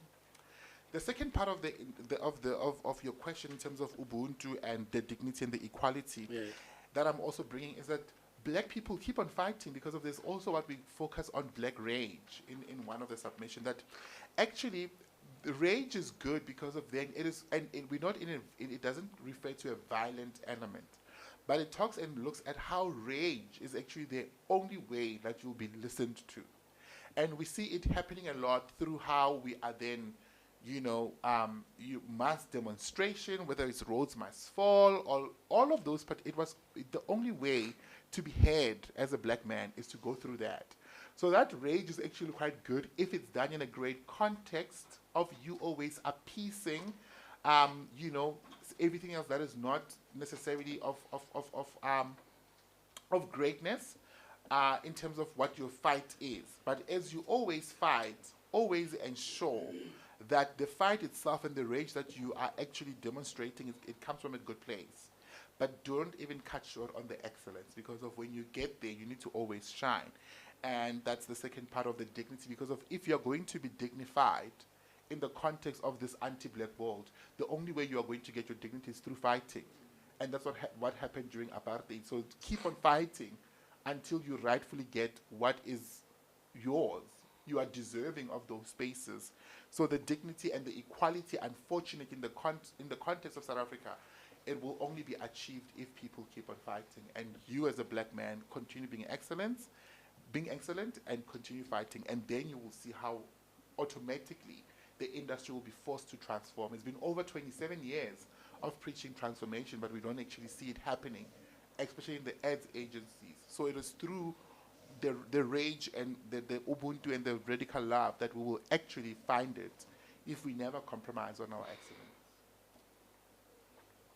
Okay, just perhaps the other dimension of my question that I wanted to get from you perhaps is to hear, as you notice, some of the adverts are not accessible to certain sections of the black community. For instance, people with mental disabilities, or women with hearing disabilities, and with impairment disabilities, they do not access some of the adverts. I mean, even good adverts. Yeah. And as such, their dignity and sense of equality is somehow diminished. I just want to bounce and hear what your opinion is. Yeah, you're actually quite correct, and it goes beyond just the advertising, it's the media industry as a whole, yes, where there is a lack of equality, right, because of the people responsible for the decision-making processes. But if you then use the theory that I'm proposing for all of these different articles, which is radical love and Ubuntu, it is when you start to see people in your own lands. Right. Perhaps the executive management would then say, from a capitalistic perspective, it really makes no sense for us to perhaps maybe transform all of this, or even translate it in Braille, or even include sign language, whatever the case may be, because of their focus at that point in time. It's just a matter of what's in it for us, which is the return on investment. We just want to make profit, and neglect to understand the social impact that you would actually impact society when you focus on the whole 360, and how the results thereof will eradicate a lot of hate, a lot of judgment, a lot of unknowns from a societal perspective, because of the media is not doing enough. You look at the people with disability, how much are they actually represented in the media space as a whole? Not enough. People of color, how they're represented, and what is actually represented, and again it goes back to the retraining of how the system itself has to change. Because of, even when I talk about the media industry, like the craft industry, for example, seasoned actors complain that right now there aren't even great actors on the South African landscape, because of what the commissioners and the producers are looking at is how beautiful are you, and your beauty should be light-skinned, and how much following do you have on Instagram, and how much can you actually show your boobs. So that's the concern of the media right now. That is the culture. And this culture is not necessarily perpetuated by the West, but it's the West that trained us as blacks that is socially acceptable. to sexualize women and to see them in that particular way. And as a result, we lack the idea of dignity and inclusivity. And it is through us transforming and adding different voices that we'll then see that the spaces themselves will also transform. We just, unfortunately, at this stage, because of this, just so much elements on the periphery, we just have to pick a battle that we're fighting for and the notion which we're fighting for, and try to then add them on as we go on. And I think what you're touching on is a very important element. People living with disabilities are actually part of our society, but we often neglect in the inclusion of the spaces, in the communication, in the spaces in general. You would go to spaces where they aren't even bathroom accessible to somebody who's in a wheelchair, which is very problematic. And the idea of Ubuntu is then going to really assist us in debunking all of these colonial elements that have been set to the tone of others not being important. And they will then assist us in seeing that everybody else in the system is actually important, and it's our responsibility as people and society to always reflect back and really try to look at where exactly are we and what are we actually contributing to make society a better place. And it really starts with just one step. And I've chosen the step to really focus specifically on Black, hoping that the other people will then follow through and also pitch through their passion area in the importance of now how printed ad should be in Braille. Perhaps that's somebody else's interest. Perhaps the inclusion of sign language, must we wait for it to be gazetted and officially a 12th official language in order for us to start moving in that particular direction in the media industry? Perhaps something that we need to be communicating and actually reflecting on. Because if the media does not actually have subtitles in terms of entertainment, how are we then communicating to the people who can't even hear, right? If you don't even have, it's just the basic things that one can actually, do to make a better world in terms of the little steps that we actually take. And Ubuntu really always make us to really go back and reflect on the importance of knowing the importance of the dignity and equality and being seen as an equal, because of this is what's currently lacking. No, thank you very much, and I'm really quite impressed that you appreciate the fact that, here we've been speaking about women, but that women with disability, are double jeopardized. In the first place, they are being demeaned by the by some adverts. But in the second place, they cannot even access, their dignity and equality, is being compromised. So now, my last question, I know you have definitely, shared a lot on what should be done and what could be done. But just, a few, knockout, if I can call it that way, knockout recommendations, which you would make or you'd give to the South African Human Rights Commission in,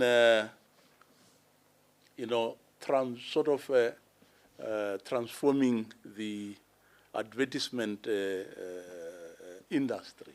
Yeah. All right, first and foremost, we need to hone on and find the people that are actually responsible for this.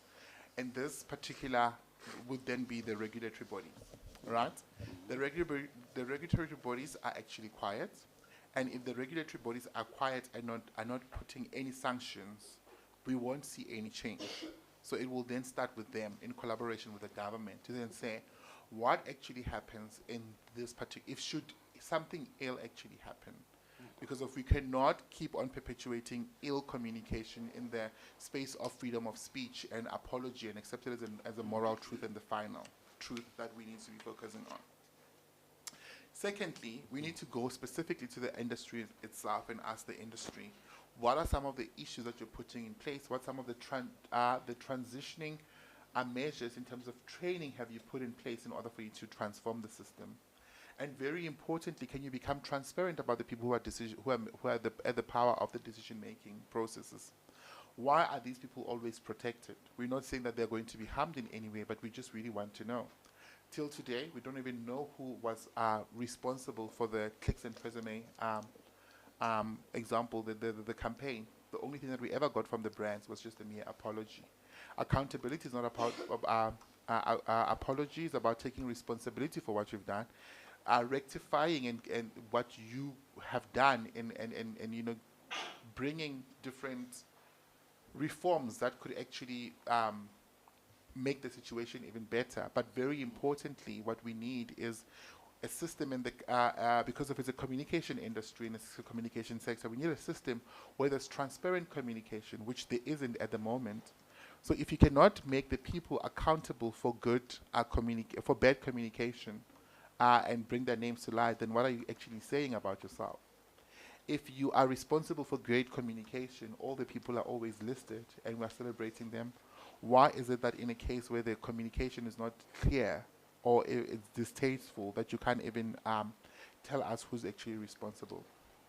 The last recommendation is to society at large. We need to start, you know, educating society about all of these social ills that actually happen, and even the greatest ones in the communication industry.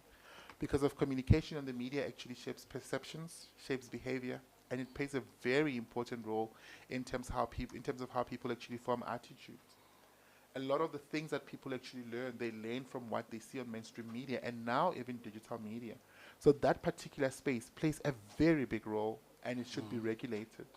In a case where we have in the country that online media is not regulated, it does become very important for us to form and to partner with certain bodies who are able to train and educate the public about what is acceptable. The communication that we see on the mainstream media, whether it's ad or different campaigns or movies, whatever the case may be, they are actually made to come alive by people, and these people are part of society. So our societal responsibility is to change society by really educating and retraining the positive effect that could really assist us in seeing a better South Africa. And that is what's lacking. Going back to the ground and actually training people about how they should actually take and receive media production, because of that ultimately shapes how they behave, how they think, and their attitude in general. So all of these particular parties actually need to account. Starts with the regulatory bodies, then the government, the ad agencies, and the media itself, and then again back to society, and always reflecting on how we can actually do as part of society in order for us to be the change that we actually need. Thank you. Thank you very much. And perhaps I want to hear last comment from you.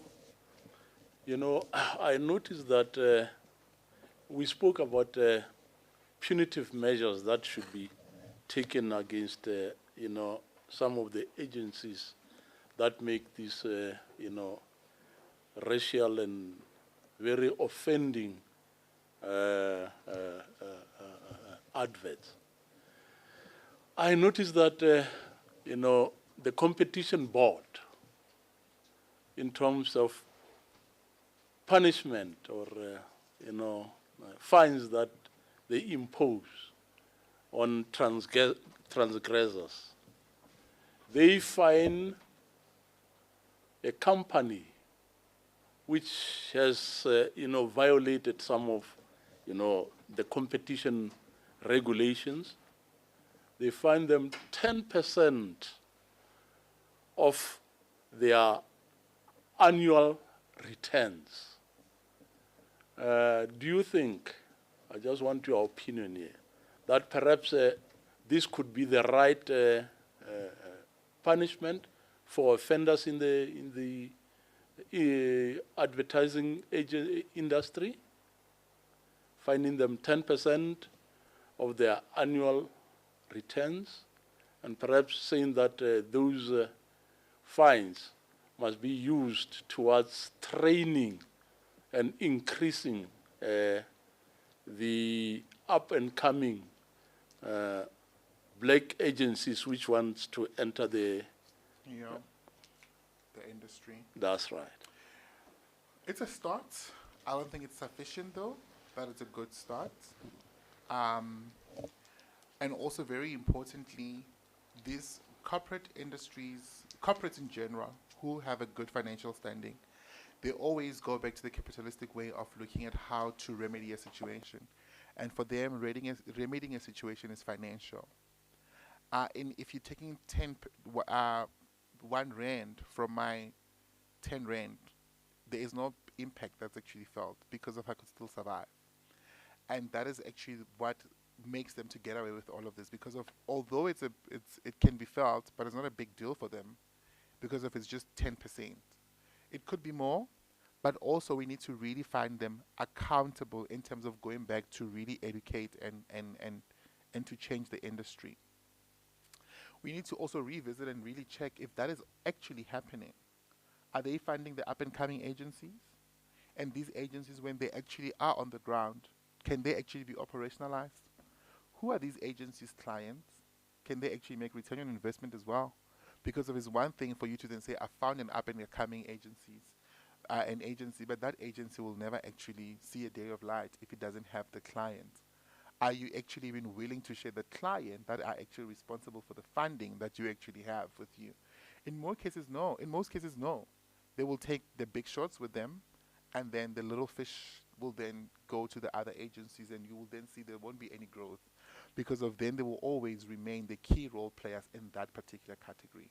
And that has to change, right? We need to change and allow for access to actually happen. And access will then start with you grooming people authentically so. We are tired as South Africans of blackwashing. We are tired of that. Everything else needs to start from a content of humility, equity, diversity, and very importantly, each and every element should be authentic. Let it be done purely so, but not because of you trying to get brownie points through me. Recognize us and see us as your equal, because of we are just as excellent. So the 10% is a start. I just don't think it's enough because of they don't really feel it. Thank you very much, Mr. Mkwanazi.